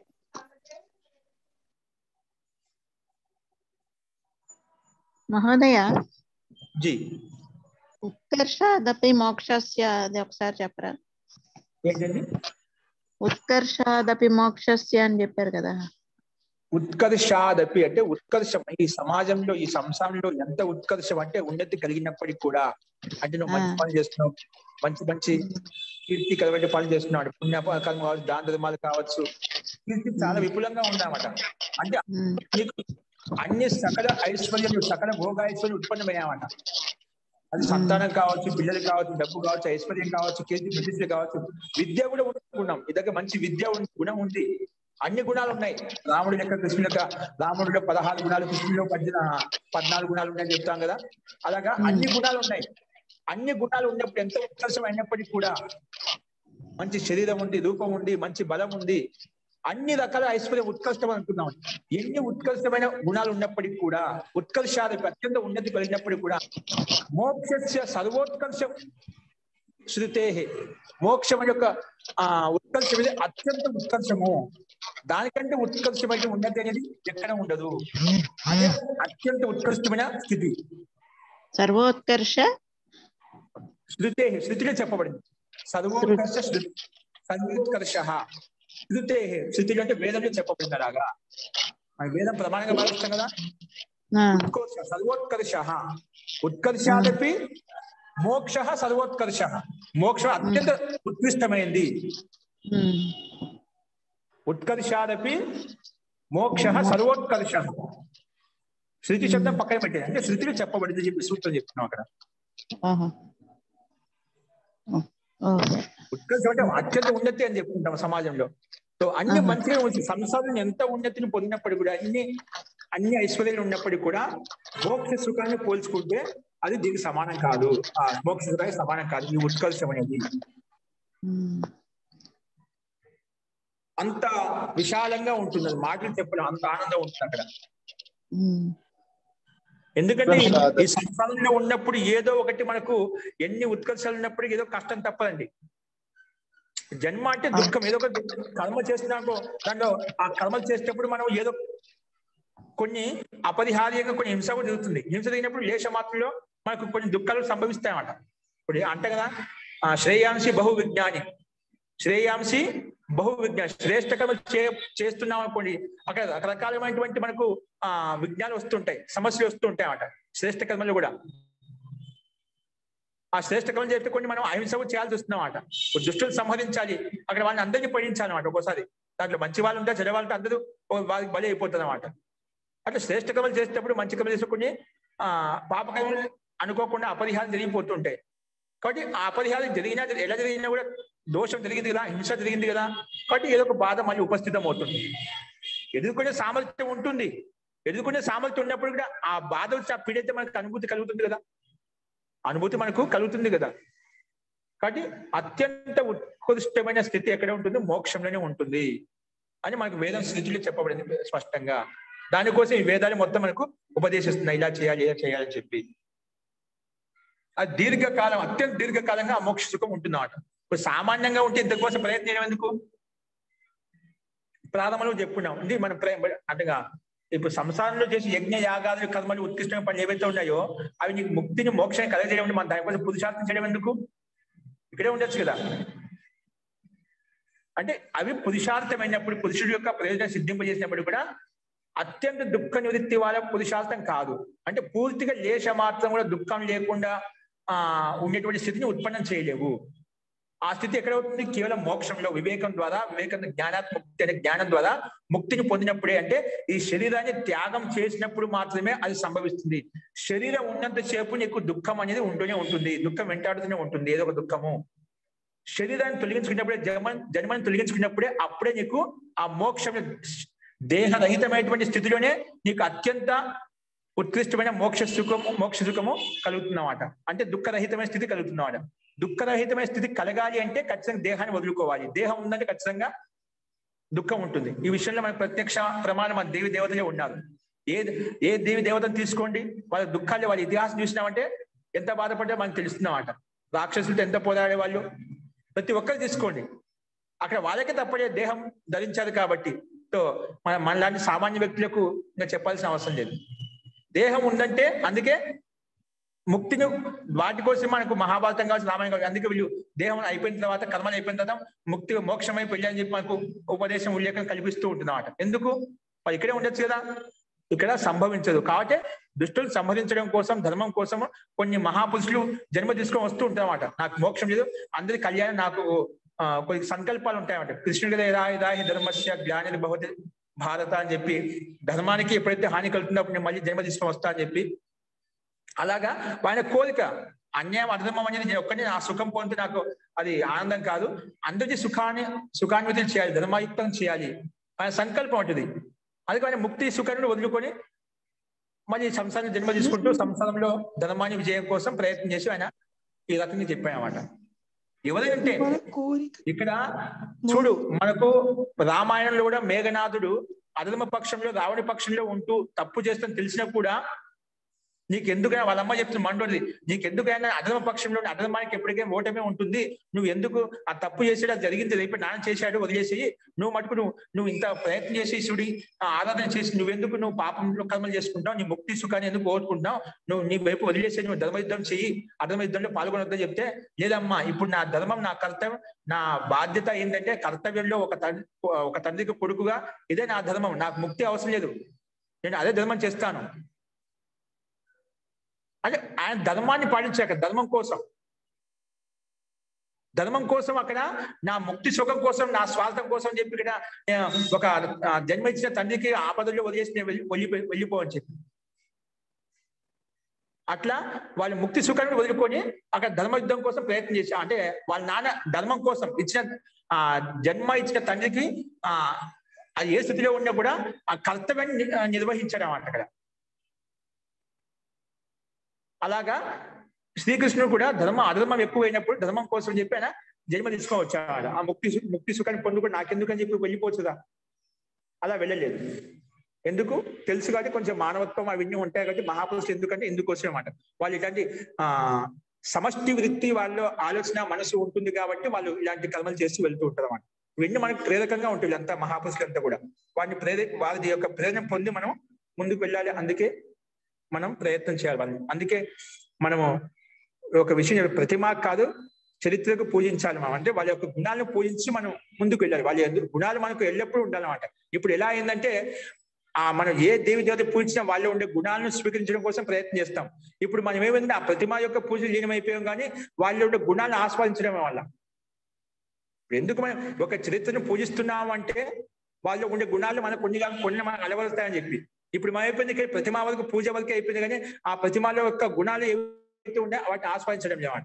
అందుకే అధర్మాలు, అన్యాయాలు, పాపాలు ఎక్కువ అవుతున్నాయి. అలాగే మనం ముందుకెళ్తూ ఉన్నామట. ఒక వ్యక్తిని పూజిస్తున్నామంటే పూజ అంటే ఏమిటి? గౌరవం, సత్కరించడము. పూజ అంటే ఏమిటి? వాడిని చెప్పిన విషయాలు ఆచరించడము. అదే పూజ. నేను చెప్పిన ఒక విషయం చెప్పి ఇలా చేయాలని చెప్పాను, ఎలా చెప్పి అలా చేసినామో అది పూజ. పూజించడం అంటే గౌరవించడం అన్నమాట. అది చెప్పింది చేయకుండా ఊరికే పూజించినామంటే ఎట్లా అవుతుంది? పూజించడం అప్పుడే అవుతుంది నువ్వు చెప్పిన విషయాలను మహాపురుషులు ఏవైతే చెప్పారో అలా ఆచరించినప్పుడు, అలా మార్గం నడిచినప్పుడు అది పూజ అవుతుంది. అది వాళ్ళని సత్కరించినట్టు అవుతుంది. వాళ్ళు చెప్పిన విషయాలు సత్కరించకుండా, గౌరవించకుండా, వాళ్ళు చెప్పిన ఆ మార్గం నడవకుండా నేను పూజ చేశానంటే, అభిషేకం చేశానంటే ఏమవుతుంది? దానివల్ల ఏమి కాదు, ఏం పాపం కాదు. నువ్వు ఇక్కడే ఉంటావు, సంసారంలో బంధంలో ఉంటావు అంతే. వాళ్ళే నేను కొట్టదు వచ్చి మళ్ళీ నేను నాకు పూజిస్తున్నావు కానీ నాకు చెప్పినట్టు ఏం లేదు కదా, నేనేమని చేస్తా అని చెప్పి అలా భయపడాల్సిన అవసరం లేదు. నువ్వు చేసిన కదా నువ్వే బాధ్యుడివి. ఉంటే ఇక్కడే ఉంటావు, సంసారంలో ఉంటావు. లేకపోతే నువ్వు చెప్పినట్టు చేస్తేనే ముఖ్య మోక్ష సుఖాన్ని పొందుతావు, ఆనందాన్ని పొందుతావు, లోకాంతలో విచరిస్తావు. అదనమాట. కాబట్టి మనం చిత్రంతో పాటు చరిత్ర కూడా పూజిస్తేనే మనం ఆ గుణాలు కొన్ని వచ్చినా కూడా మనం జీవితంలో సుఖంగా, సంతోషంగా, ఆనందంగా ఉండవచ్చు. కాబట్టి అలా మనం ప్రయత్నం చేస్తున్నాం. అందుకే మహాపురుషులు నేర్చుకోవాల్సిన విషయాలు చాలా ఉన్నాయి. మనకి ఇతిహాసం ఎందుకు చెప్తాను? ఎందుకోసమే. పురాణాలు కావచ్చు, మనకి ఇతిహాసాలు చాలా ఉన్నాయి. ఒక్కొక్క ఘటన ఒక్కొక్క మనకు విషయాన్ని ప్రేరేపిస్తుంటుంది, ఒక్కొక్క వ్యక్తిని ప్రేరేపిస్తుంటుంది. ఏ ఒక్క వాక్యం కూడా మన మనసు జీవితాన్ని మార్చివేయచ్చు. మోక్ష సర్వోత్కర్ష అండి. ఏంటండి? మోక్ష సర్వోత్కర్ష. మోక్ష సర్వోత్కర్ష. ఉత్కర్షాదపి, సంసారంలో ఉండే ఉత్కర్షాదపి, ఉత్కర్షంతో కూడా మోక్ష సర్వోత్కర్ష. మోక్షం అత్యంత ఉత్కృష్టమైంది. దానికంటే ఉత్కృష్టమైన ఏది లేదు. అదే అత్యంత ఉత్కృష్టం. అక్కడ పోయి ఆగాలి తప్పితే ఇక్కడ ఎక్కడ ఆగనికి లేదు. ఇక్కడ ఎక్కడ ఆగినా నీకు దుఃఖమే. కాబట్టి సంసారంలో ఎన్ని ప్రయత్నాలు చేసినా, ఏ సుఖం ఉన్నా ఆ సుఖానికి లేశ మాత్రం సమానం కాదు. నీకు 100 ఏళ్ళు ఆయుష్ ఇచ్చి 100 ఏళ్ళు మంచి భోగాలు, సకల భోగ ఐశ్వర్యాలు ఇచ్చినా కూడా, ఎంత భోగాలు అనుభవించినా నీకు తృప్తి కలగదు. నువ్వు ఎన్ని భోగాలు అనుభవించినా తృప్తి ఎప్పుడు కలగదండి. తృప్తి ఎప్పుడు కలుగుతుంది? తృప్తి అంటే మళ్ళీ ఆకలి వేయకూడదు, అది తృప్తి. ఇప్పుడు మనం ఆకలి వేస్తున్న భోజనం చేశాం, ఎంతవరకు ఉపశమనం కలుగుతుంది? ఒక 3 గంటల వరకు ఉపశమనం కలుగుతుంది. తర్వాత మళ్ళీ ఆకలి వేస్తుంది. అంటే మళ్ళీ ఒక రోగం స్టార్ట్ అయింది. మళ్ళీ దాహం వేస్తుంది, ఆకలి వేస్తుంది. అన్ని రకాలుగా మనకు పీడ కలుగుతుంది అన్నమాట. ఆ 3 గంటల తర్వాత మనం తినకపోయినా, తాగకపోయినాం అనుకోండి, ఏమవుతుంది? మళ్ళీ పీడ మొదలవుతుంది, దుఃఖం మొదలవుతుంది అన్నమాట. తల్లడిల్లిపోతాం అన్నమాట. టయానికి ఏదైతే అందాన్ని అందకపోతే తల్లడిల్లిపోతాం. అట్లా తాత్కాలిక ఉపశమనం మళ్ళీ ఉత్పన్నం అవుతూ ఉంటాయి. ఒక దుఃఖం తర్వాత ఒక దుఃఖం ఉత్పన్నం అవుతూ ఉంటుంది అన్నమాట. తృప్తి అంటే ఏంటి? మళ్ళీ ఉత్పన్నం కాకూడదు, అది తృప్తి అన్నమాట. ఆ తృప్తి కేవలము మోక్షంలో సంభవిస్తుంది. ఒకసారి ప్రాపణీయం వాళ్ళ స్థితిని పొందామనుకోండి, ఇంకా మళ్ళీ దాన్ని పొందడం కోసం మళ్ళీ ఇంకా తెలుసుకునే కోరిక, జిజ్ఞాసగా ఏది ఉండదు, ఏ కామన, ఏ కోరిక ఉండదు అన్నమాట. అటువంటి స్థితి కేవలం ముక్తిలో మాత్రం సంభవిస్తుంది. ఉత్కర్షం, సంసారంలో ఉండే ఉత్కర్షం ఏదైతే ఉందో, అత్యంత ఉన్నతి ఏదైనా ఉన్నా కూడా మోక్షంలో ఉండే ఉత్కర్ష స్థితికి సమానం కాదు. అదే అత్యంతమైంది అని చెప్పి శాస్త్రం చెప్పింది, వేదం చెప్పింది. ఇంకా వేదం పరమ ప్రమాణం కాబట్టి దాన్ని మనం స్వీకరించాలి. దానికోసమే ఋషి మహర్షుల యొక్క మనకు కథనం, ఉల్లేఖనలు మనకు ఎన్నో ఉన్నాయి. దానికోసం మనం ప్రయత్నం చేస్తున్నామండి. అస్తు. సో ఈరోజు కొంచెం విషయాంతంలో వెళ్ళాం మనం. ఇంకెవరికైనా సందేహాలు ఉన్నాయండి? ఉన్నాయి మహోదయ. జీ లక్ష్మి గారు చెప్పండి. అంటే మీరు మరోలా అనుకోవద్దు, మీరు చెప్పే విషయాలు ఇప్పుడు చెప్పినవి చాలా మందికి తెలిసి ఉండవచ్చు. అయినా కూడా మిమ్మల్ని ఒకసారి అడిగాను, ఇవి ఇన్ని తెలిసి కూడా అదే పాపాలు అవే చేస్తూ వెళ్తున్నారు, కానీ దాన్ని తగ్గించుకునే ప్రయత్నము చేయడం లేదు. చాలా మంది ఉపన్యాసకులు ఇదే పని చేస్తున్నారు, మరి తగ్గించుకునే ప్రయత్నం నాకు కనబడట్లేదు. అదే మీకు యథార్థంగా తెలియదు, తండ్రి చేసిన పాపాలు శాబ్దికంగా తెలుసండి. శాబ్దికంగా తెలుసు అంటే తెలియదు వాళ్ళకు. తెలిస్తే అసలు తెలియదు, ఎవరికి తెలియదు. తెలిస్తే చేయదు. మనం అంటే తెలుసు అంటే తెలియదు వాళ్ళకు. మనం అలా చెప్తాం తెలుసు అని చెప్పి, తెలియదు. తెలిస్తే ఎవరు చేయదు. నువ్వు ఎవరినైతే తెలుసు అని తెలిసిన మళ్ళీ అది తప్పులు, అది పాపాలు చేస్తున్నావు కదా. తప్పులు తెలిసినప్పుడు, పాపాలు చేసిన ఆ తప్పు లేశ మాత్రం చేయడు, పాపం చేయడు. తెలియదు కాబట్టి చేస్తున్నాడు. తెలుసు అని ఆ పేరు పెట్టద్దు అక్కడ. ఎవరైతే ఆ తప్పులు చేస్తున్నారో యథార్థంగా తెలియదు, శాబ్దికంగా తెలుసు. శాబ్దికంగా తెలుసు అన్నమాట. అగ్ని చేయబడితే కాలుతుందని తెలిసేవాడు పొరపాటు చేయబడతారా? అక్కడ యథార్థంగా తెలుసు అగ్ని కాలుస్తుంది. నువ్వు తెలిసి పెట్టినా తెలియకుండా పెట్టినా కాలుస్తుంది. అది నువ్వు పాపం చేస్తే దుఃఖం వస్తుంది. కీడే మక్కోడే పశు పక్షులు జన్మ తీసుకోవాల్సి వస్తుంది. యథార్థంగా తెలిస్తేనా నువ్వు అసలు ఆ తప్పు చేయవు. అది చూడటం లేదు, యథార్థంగా తెలుసుకోవడం లేదు, తప్పు చేస్తున్నాడు. దీనికి కారణం ఏదు? ఆ సంస్కారం ప్రాబల్యం వల్ల దాన్ని మర్చిపోతున్నాం. నిజంగా తెలియదు. శాబ్దికంగా పైపైన మన స్వార్థంతో యుక్తమే ఉన్నాం, ఆకాంక్షతో కోరికతో యుక్తమే ఉన్నాం. అందుకే ఆ తప్పు చేస్తున్నాం. యథార్థంగా తెలిసి ఒక తప్పు చేయడే. నిజంగా చెప్తున్నాను, కర్మ సిద్ధాంతం చూసినాం అనుకోండి, పరమాత్మ ఇక్కడ మనం సంసారంలో తప్పించుకోవచ్చు, కానీ ఈశ్వరీయ దృష్టిలో మనం తప్పించుకోలేమండి. ఇక్కడ మనం ఏ తప్పులు చేసినా, ఏ పాపాలు చేసినా మనము కళ్ళు గప్పి మనం తప్పించుకోవచ్చు, తిరిగి వచ్చామన్నమాట. కానీ పరమాత్మ సృష్టిలో మనం ఎక్కడ తప్పించుకుంటామని అక్కడ దొరికిపోతామన్నమాట. ఖచ్చితంగా ఫలితానికి, ఆ దుఃఖానికి, పాపానికి ఫలం ఖచ్చితంగా మనమే అనుభవించాల్సింది, ఎక్కడ పోనీకి లేదు. పాపాలు ఎప్పుడు చాలా మంది అంటుంటారా, చాలా మంది దేవి దేవతలు ఇలా పాపాలు చేస్తే క్షమిస్తాడు, అవి చేస్తాడు, యేసయ్య క్షమిస్తాడు. మన దాంట్లో చాలా మంది ఈ అభిషేకాలు చేయని పాపాలు నశిస్తాయి.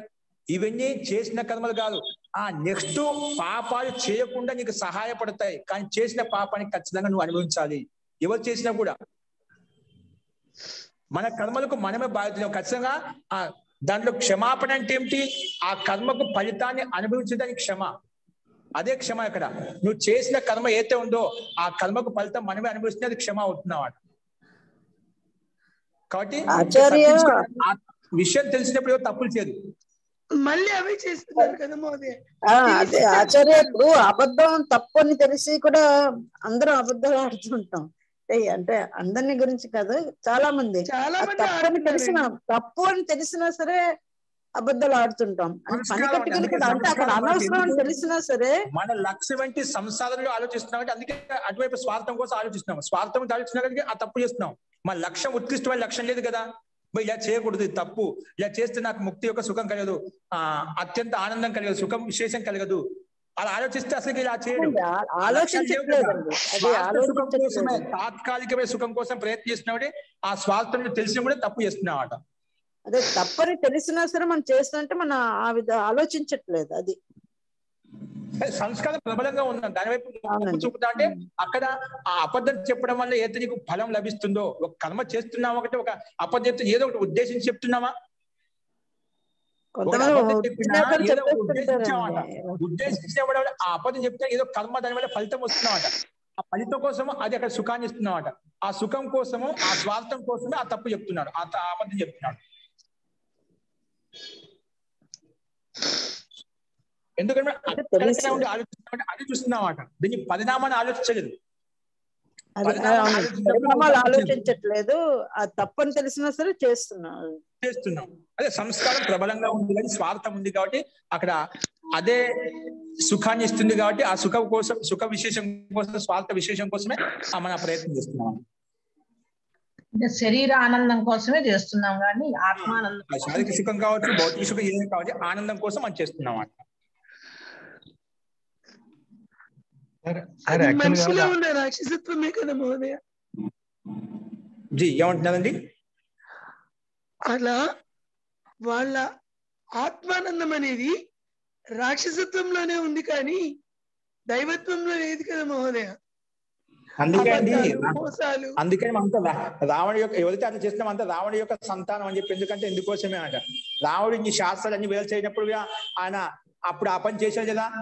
రావణుడు మహాన్ శాస్త్రవేత్త, వేద పండితుడు అన్నమాట. ఇంకో వేదాన్ని, ఈశ్వర ఇచ్చిన వేదం ఏ విధంగా ఉందో అటువంటి వేదం ఇంకొక వేదం తయారు చేయగలుగుతాడు. అంత శక్తి సామర్థ్యం, విద్యావంతుడు అన్నమాట. అంత శక్తివంతుడే ఒక చిన్న తప్పు చేశాడా?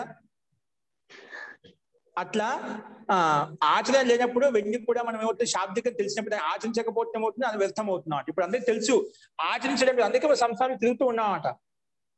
ఎవరు పాప చేస్తే ఉంది, అందుకే ఇక్కడే ఉంటాం అన్న, ఎక్కడ బయటికి వెళ్ళేది ఉండదు. ఇదే దారిలో ఇదే 4 గోడల మధ్య తిరుగుతూ ఉంటాం, ఎక్కడ పోనీకి లేదు నువ్వు. అంటే మనం చేసిన కర్మ ఎలా ఉంటే అలాగే మనకి తిరుగుతూ ఉంటాం నువ్వు దాన్ని. కానీ ఒక్కరికి ఏదో ఒక రోజు జ్ఞానోదయం అవుతుంది. జ్ఞానోదయం కాకుండా ఉండదు. ఒకరోజు చెప్తాం, 2 రోజులు చెప్తాం, 3 రోజులు చెప్తాం, ఎప్పుడు తప్పించుకోలేం కదా. ఆ తప్పుకు దెబ్బ తగులుతుంది. దెబ్బ తగిలినప్పుడు ఆటోమేటిక్ లేచి కూర్చుంటాడు అన్నమాట. అప్పుడు మా తప్పు చేయడం అన్నమాట. ఆ దెబ్బలు తగలలేదు కాబట్టి తప్పు చెప్పుకుంటూ పోతాం, తప్పు మీద తప్పు చేసుకుంటూ పోతున్నాం అన్నమాట. ఒకరోజు స్థితి వస్తుంది, అతను మారిపోతాడు. గురుగారు ఒక చిన్న డౌట్ అండి. యాక్చువల్ గా ఇప్పుడు మనం ఈ మీరు ఇందాక చెప్పినట్టు ఇప్పుడు బుద్ధుడైనా లేకపోతే క్రీస్తు అయినా మొహమ్మద్ అయినా, ఇప్పుడు క్రీస్తు ఉన్నాడు అనుకోండి, క్రైస్తున్నాడు, అతను సిలువ చేసుకున్నారు, అతన్ని మనం చేశాడు. చేసిన తర్వాత అతని నన్ను పూజ చేయమని ఎవరు అడగలేదు, అడగలేదు. అలాగే మొహమ్మద్ కూడా అడగలేదు, బుద్ధుడు కూడా మోసం చేశారు. ఇప్పుడు ఈ మూర్తి పూజ అని వచ్చాక కేవలం పూజించి వదిలేస్తున్నారు, ఇంకా దూరంగా పెట్టేస్తున్నారు, ఇంకా అయిపోయింది మన పని అని. అట్లా అసలు ఈ మూర్తి పూజ అనేది మన వేదాల్లో ఎక్కడైనా ఉందండి? యాక్చువల్గా లేదు, ఎక్కడ మూర్తి పూజ లేదండి. మూర్తి పూజ వేదాలు చేయమని ఎక్కడ చెప్పలేదు. పూజ అంటే చెప్పినది సత్కారము, గౌరవించడం. పూజ అంటే చెప్పిన వేదంలో ఏ చెప్పిందో, ఏ విషయం చెప్పామో అది ఆచరించడం పూజ. అక్కడ పూజని సత్కరించడం, గౌరవించడం, చెప్పిన మాటని ఆచరించడము. ఏ విధంగా వేదం చెప్పింది ఆ విధంగా ఆచరించడం, అదే పూజ. ఆ గ్రంథానికి పూజ, చెప్పిన విషయానికి గౌరవం. పూజ విధంగా కాలాంతరంలో ఏమైపోయిందంటే, పూజ అంటే ఏంటి, మనం ఒక మహాపురుషుడు మంచి వేద పండితుడు, అతను చెప్పిన కొన్ని విద్యలు ఉన్నాయి, ఆ సంతానం వాళ్ళ శిష్యరికలు ఉన్నారు. ఏమైందంటే ఇప్పుడు ఎవరైతే మహాపురుషులుగా ప్రసిద్ధమై వాళ్ళు చెప్తున్నారో, పూజిస్తున్నారో, అవి వాళ్ళు మీరు చెప్పండి ఎక్కడ పూజ చేయమని ఎవరు చెప్పదు. ఏ మహాపురుషుడు కూడా నాకు పూజ చేయమని చెప్పదండి. కాబట్టి పూజ అంటే ఏంటి, వాళ్ళు చెప్పినటువంటి గుణాలు ఏవైతే ఉన్నాయో, వాళ్ళు చెప్పినటువంటి విషయాలు ఏతున్నాయో వాటిని ఆచరిస్తూ వాళ్ళు మన ఎదురుగా ఉంటే ఎప్పుడు ప్రేరణాదాయకంగా ఉంటాయని చెప్పి మనం స్మరిస్తూ ఉంటాం, వాళ్ళ పెద్దలు పేరు చెప్పుకొని. ఆ కాలాంతరం అయిపోయింది, వాళ్ళు చెప్పిన విషయాలు ఆచరించడం లేదు. కానీ వాళ్ళని ఒకటి మూర్తిగా ప్రతిమ పెట్టి వాళ్ళని సత్కరించాలని చెప్పి అక్కడ పెట్టేసి ఆ విద్యను మర్చిపోవడం వల్ల వాళ్ళ పేరు చెప్పుకుని అమ్ముకుంటున్నాం అట. ఆ మహాపురుషుల యొక్క పేరు చెప్పుకుని మనము మన కాలక్షేపం చేసుకుంటున్నాం అట. అంటే ఎవరు నమ్మదు కదా, ఇది పలాని మహాపురుషుడు చెప్పే పని, ఋషి చెప్పే పని, యోగి చెప్పే పని, విద్వాంసుడు చెప్పే అని చెప్పాం అనుకోండి, వాళ్ళ పేరు మీద పూజించినట్టు గౌరవించని చెప్పి వాళ్ళు వాళ్ళ స్వార్థాల కోసం వాళ్ళు చెప్పుకుంటున్నారు. కానీ వాస్తవం అది మధ్యలో వచ్చిన వికృతి పరంపర. ఇప్పుడు వాళ్ళు చెప్పింది ఆచరించడం కష్టం, కానీ పూజ చేసి కాసేపు పూజ చేస్తే టైము అయిపోయింది, మన పని మనం చేస్తాం అనుకుంటున్నారు. కానీ వాళ్ళు చెప్పింది ఆచరించడానికి కష్టం అవుతుంది, కాసేపు పూజ చేసి వదిలేయడం అనేది ఈజీగా ఉంటుంది. అందుకని ఈ మూర్తి పూజ అనేది వచ్చిందేమో అనుకుంటున్నాను సార్, నాకు తెలియదు ఇంకా. కానీ ఆ మాట ఆచరించలే ఉంటుంది కదా. టెంకాయ కొట్టేసి అభిషేకం చేయించాము, 10,000 ఖర్చు పెట్టాము, ఇక్కడ అన్యాయంగా సంపాదించినాము, అన్యాయంగా 50,000 సంపాదించాము, ఒక 10,000 ఖర్చు పెట్టి తప్పే ఉంది. పూజ అయిపోయింది, పాపాలు నశిస్తాయి. ఎందుకంటే అందరూ స్వార్థంతో ఉన్నారు కాబట్టి ఇప్పుడు అన్ని ఒక వ్యాపారం అంటే, ఒక బిజినెస్ అంటే, ఒక దేవాలయం అంటే, ఒక ధర్మ సంస్థ అంటే ఒక అన్ని వ్యాపారం కింద అయిపోయాయండి. వాళ్ళకి డబ్బులు కావాలి, వీళ్ళకి పాపాలు తొలగిపోవాలి, వాళ్ళు చెప్పిందే వేదము, విద్య తెలియదు కదా. అట్లా వాళ్ళు ఏదో ఒక చేసి ఆ మూర్తి పూజ అంటే కష్టపడకుండా అంటే ఇప్పుడు ఆచరించకుండా ప్రయత్నం చేయకుండా నువ్వు ఉదయం నుంచి సాయంత్రం ఏ పాపాలు చేసినా పర్వాలేదు, సాయంత్రం వచ్చి ఇక్కడ 10,000 పుండి చేసావు అనుకోండి, సింపుల్ గా అయిపోయింది అన్నమాట. అక్కడ 40,000 ఆదాయం ఉంది, ఇక్కడ 10,000 పుణ్యం కడిగేసుకున్నాము అంటే అలాంటి భ్రాంతిలో జీవిస్తున్నారు. కాబట్టి వీళ్ళకు ఇదే కంటిన్యూ అయిపోతుంది అన్నమాట. కాబట్టి ఎంత పెద్ద విగ్రహం కట్టాము, ఎంత ఎత్తుగా కట్టాము అని ఆలోచిస్తున్నారు. కానీ ఆ రాముడు కృష్ణుడి యొక్క గుణాలు ప్రజల్లోకి తీసుకుని వెళ్ళాలి అనేది ఆలోచన పెద్ద పెద్ద వాళ్ళు కూడా అలాగే చేస్తున్నారు. అన్ని ఉన్నాయంటే అన్ని తెలుసు, మనకు మీరు చెప్పిన ఒక మాట అందరికీ తెలుసు అన్నమాట. కానీ స్వార్థం సంస్కారం ఎక్కువ కావడం వల్ల మనం దాన్ని ఆచరించడం లేదు. ప్రతి ఆత్మకు తెలుసు సత్యం ఏంటో అసత్యం ఏంటో. కాబట్టి మనం వాటిని ఆచరించకపోతే అందరూ ఎవరు శక్తి కొద్ది ఎవరు ప్రయత్నాలు చేస్తున్నారు, మన అందరి గురించి ఏం చెప్పడం. అందుకే మనం తెలిసిన వాళ్ళం మన వంతుగా మనం ప్రయత్నం చేస్తుంటే మనం ఉండే పిల్లలు, మన దగ్గర ఉండే వాళ్ళ పిల్లలు, సంతానం, బంధు బాంధవులు మన చూసి ప్రభావితం అయితే చాలు. మన అందరూ ఒకేసారి మార్చాలని తెలియదు. అందరికి తెలుసు సత్యము అసత్యము తెలుసు అన్నమాట. ఎందుకంటే ఒక విషయం చెప్తుంటాను, మనము ఏ పని చేసినా కూడా మనలో భయము, శంక, లజ్జ ఇవన్నీ కలుగుతున్నాయంటే అది పాపము, అధర్మము, అన్యాయం అని చెప్పి వదిలేయాలి. ఇంతకన్నా పెద్ద ప్రమాణమే ఉండదు. మనం ఏ పని చేస్తే అయితే భయము, శంక, లజ్జ ఇవన్నీ కలుగుతున్నాయంటే అది పాపం, అధర్మం, అన్యాయం, అసత్యం అని చెప్పి వదిలేయాలి. నువ్వు ఏ పని చేసేటప్పుడైతే మనసులో సంతోషం, ఆనందము, ఇంకా ధైర్యంగా చేస్తూ ఉంటావు, ముందుకు అది ఓపెన్ గా చేస్తుంటావు, అది మంచి పని అని చెప్పి, పుణ్యం అని చెప్పి, సత్యం అని చెప్పి, అదే ధర్మం, అదే న్యాయం అని చెప్పి ఆ పని చేసుకుంటూ పోవాలి. నీకే చదువుకోవాల్సిన అవసరం లేదు. మనం తప్పు చేసినామంటే మనసులో భయము, శంక, లజ్జ అని చూస్తేనే భయం ఫీలింగ్ కలుగుతుంది ఖచ్చితంగా. అంటే ఆ ఫీలింగ్ ఎందుకు కలుగుతుంది? తప్పు చేస్తున్నామంటే కలుగుతుంది. నువ్వు మంచి పని చేస్తే ఎందుకు చేస్తావు? 4 గోడల మధ్య చేస్తామా? చేయము. ఇది ఒక సిద్ధాంతం గుర్తుపెట్టుకున్నా కూడా మనిషి ఏ తప్పు చేయడు. చేస్తున్నామంటే మన స్వార్థంతో ఉన్నాం కాబట్టి, కష్టపడకుండా ఏదో మనకు సింపుల్ గా వస్తుంది కాబట్టి, ఏదో మనకు కొంతమంది ఇలాంటి పరంపర, అంధ పరంపర మొదలైంది కాబట్టి ఇప్పుడు ఇలా పూజలు, అభిషేకాలు చేస్తే పాపాలు తొలగిపోతాయి, అవి తొలగిపోతాయి, ఇవి తొలగిపోతాయి చెప్తున్నారా? దానివల్ల మనం దానికి అలవాటు పడిపోయామాట. సింపుల్ గా పని చేయకుండా అక్కడ ఒక 10 నిమిషాలు కూర్చొని రావచ్చు, మన ఇష్టానుసారంగా మనం ఎలా ఉండాలి అలా ఉండొచ్చు. అక్కడేమో వద్దని చెప్పడం లేదు వాళ్ళేమో. ఇక్కడ శాస్త్రం చెప్తుంది ఇలా ఆచరిస్తే ఇలా వస్తుంది, ప్రత్యేక ఆచరణ ప్రధానంగా చెప్తుంది. కాబట్టి ఎక్కడైతే సింపుల్ గా ఉంటుందో అక్కడికి వెళ్ళిపోతుంటారు అందుకే జనాలు. అక్కడ ఎవరైతే చెప్పదో అది వస్తుందా రాదా తెలియదు అన్నమాట. పాపాలు నశించిపోతాయి, అందుకే ఈ పని చేస్తే సరిపోతుంది అంటే అందరూ అటువైపు మొగ్గు చూపుతూ ఉంటుంది అన్నమాట, కష్టపడకుండా. సో ఇవన్నీ అందుకే అండి మనము ఇవి తాత్కాలిక ఉపశమనం చేస్తాయంటే, వీళ్ళు ఎందుకు చెప్పారంటే పరంపర పూర్తిగా నశించిపోవడం వల్ల, విద్య యొక్క పరంపర పూర్తి నశించిపోవడం వల్ల ఏదో ఒక రకంగా వాళ్ళ ప్రవృత్తి కలిగించడం కోసం ఈ రకంగా గురు సాన్నిధ్యం, పండితుల యొక్క సాన్నిధ్యం ఉంటుందని చెప్పి అలాంటి పరంపర స్టార్ట్ చేశారు. అది ఏమైపోయిందంటే మన వాళ్ళకు ఎంత ప్రయత్నం చేసినా బుద్ధి వికృతమైనప్పుడు అది దాన్ని వికృతంగా తీసుకుంటుంది అన్నమాట. వాళ్ళ ఉద్దేశం మొదలుపెట్టినప్పుడు పండితులు స్వార్థం కోసం కాదు, వీళ్ళు అజ్ఞాన అంధకాలను భోగ విలాసులో పడి పూర్తిగా ధర్మాన్ని మర్చిపోతున్నారు. కనీసం అంటే ఈ పూజా విధానం గౌరవించాలని ఒక పరంపర మొదలు పెడితే ఈ రకంగా కనీసం వచ్చి మంచి విషయం తెలుసుకొని ముందుకు వెళ్తారని ప్రయత్నం చేస్తే, వీళ్ళు రాబోయే కాలం ఇదే మొత్తం అన్యాయం ఎక్కువగా బుద్ధి మందగించడం వల్ల ఏమవుతుందంటే అది సీమితంగా అయిపోయింది, వికృతంగా మారిపోయి పూజా విధానంతో సీమితం అయిపోయింది అన్నమాట. అక్కడ చెప్పే విషయాలు మనం గ్రహించడం లేదు, చెప్పే విషయాలు గ్రహించడం లేదు. పూజ చేస్తే అయిపోతుంది అని చెప్పి అదే దృక్పథంలో ఉంటే అందరూ అదే పరిగెడుతున్నాడు. ఈ సంసారంలో దాని సంపత్తి కోసం, భోగ విలాసాల కోసం పరిగెడుతూ ముందుకు వెళ్తూ ఉన్నారు. కానీ ముఖ్య ఉద్దేశం ముందు మొదలుపెట్టిన వాళ్ళు ఈ రకంగా మొదలుపెట్టలేదు. ఏదో ఒక రకంగా గురు సాన్నిధ్యం, పండితుల యొక్క సాన్నిధ్యం చేత ఒక మంచి జ్ఞానం పొందగలుగుతా, ఈ రకంగానే వస్తారనే ఉద్దేశంతో వాళ్ళు సత్కరించడం, గౌరవించడం కోసం వెళ్తూ ఉంటామాట. ఇప్పుడు మనం ఏదైనా ఒక మంచి పండితులు, విద్వాంసులు ఉంటే మనం చూడడం కోసం ఆటోమేటిక్ వెళ్తూ ఉంటాం, పనులు పలహారం తీసుకుని వెళ్తూ ఉంటామాట. ఒకవేళ వాళ్ళ కాలాంతరం వాళ్ళు లేకపోయినప్పటికీ కూడా అక్కడ ఉన్న గురువులు, శిష్యులు ఉంటామంటే ఆ శ్రద్ధా భక్తులు మనం వెళ్తూ ఉంటామాట. అంటే అక్కడ జ్ఞానాన్ని మనం ప్రేరేపించడం కోసం అట. కాలాంతరం అయిపోయింది, ఆ వ్యక్తి వెళ్ళిపోయిన తర్వాత ఆ ఫోటో పెట్టి దాన్ని పూజించడం, గౌరవించడం అయిపోయింది. వాళ్ళు చెప్పిన విషయాలు, విద్యలు ఏవైతే ఉన్నాయో అవి మర్చిపోయాం. అట్లా ఆ రకంగా పూజించడం కోసం వెళ్ళే అది పూజ అన్నమాట. గురువు వాళ్ళు చూడడం కోసం వెళ్ళి అక్కడ జ్ఞానం వెళ్ళిపోయిన తర్వాత వాళ్ళకి ఒక ఫోటో పెట్టి పెద్ద గుడి కట్టేసి అది పూజించడం మొదలు పెట్టాము. అది అందరూ స్టార్ట్ అయిపోయింది అన్నమాట. అవి అంటే దాని ఇతిహాసం, వాళ్ళు చెప్పిన గుణాలు, కర్మలు ఏవైతే ఉన్నాయో ఆచరిస్తే సమస్య ఉండదు. అంటే ఇప్పుడు మన వాళ్ళు దానికి అవన్నీ ఆచరించకుండా తాత్కాలిక ఉపశమనం కోసమే ఇలా పూజ విధానం చేసి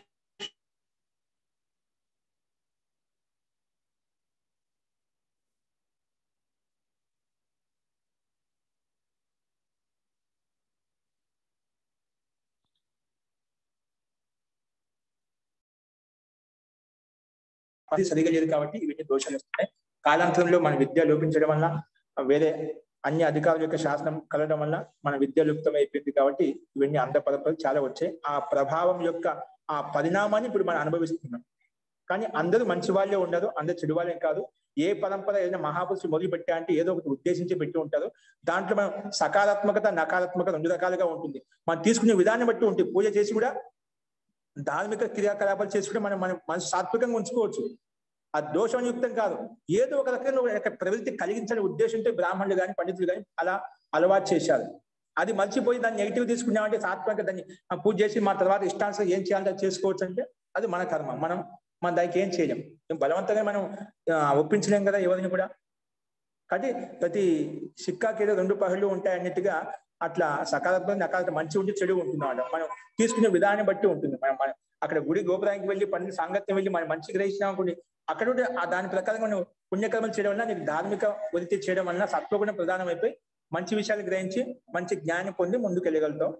లేదా మనకి ఇదే వరకు పూజ చేయొచ్చాము, ఏం చేయాల్సిన అవసరం ఇష్టానుసారంగా చేయొచ్చు అంటే నువ్వు అక్కడే ఉంటావు. కొన్నాళ్ళ వరకు బాగానే ఉంటుంది నీ దుకాణం, తర్వాత కొన్ని రోజుల తర్వాత పూర్తిగా నష్టం అయిపోతుంది. మన శ్లోకం ఇంతకుముందు చెప్పినాం, అధర్మేణ తావతే ఏతత్ తతో భద్రాన్ని పశ్యతి సపత్నాన్ జయతి సమూలస్తు వినశ్యతి. బాగానే ఉంటుంది. అధర్మపూర్వకంగా సంపాదించినప్పుడు చేసినప్పుడు బాగా వృద్ధి చెందినట్టే ఉంటుంది. చాలా మంది అధర్మం చేస్తున్నారు, పాపాలు చేస్తున్నారు, ఎంత డెవలప్మెంట్ అయ్యారు, గాడి బంగ్లా భవనాలు కట్టిస్తున్నారు. అది అధర్మంగా కట్టించింది కొంతవరకు బాగానే కనిపిస్తున్నమాట, వృద్ధి కనిపిస్తుంది. ఇంకా అన్ని రకాలమైన కీర్తి ప్రచురి పొందుతారు, అన్ని రకాల అందరి సపత్నాన్ జయతి అంటే అన్ని రకరకాల కామనలు కోరికలు పొందగలుగుతాడు. కానీ లాస్ట్ కు సమూలస్తు వినశ్యతి, మూల సహితంగా నష్టం అయిపోతాడు. ఏముండదు అక్కడ. ఎందుకంటే ధర్మపూర్వక సుఖానికి మూలం ధర్మం. ధర్మం ఉంటే సుఖం ఉంటుంది. నువ్వు ఆ ధర్మాన్ని వదిలేసి సిద్ధాంతం వేసి అధర్మాత్ సుఖం అన్నా అనుకోండి, అది రాదు.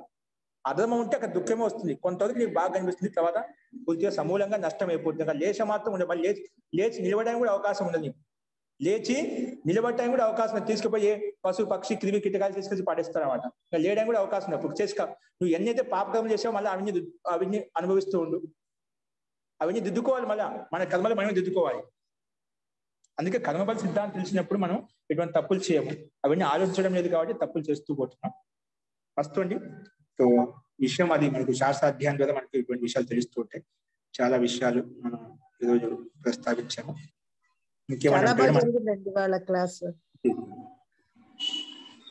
చాలా విషయాలు రేపు చూద్దామండి. మంత్రపాఠ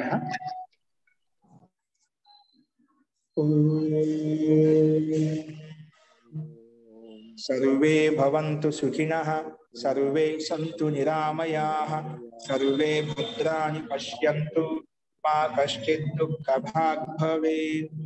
ఓం శాంతి శాంతి శాంతి.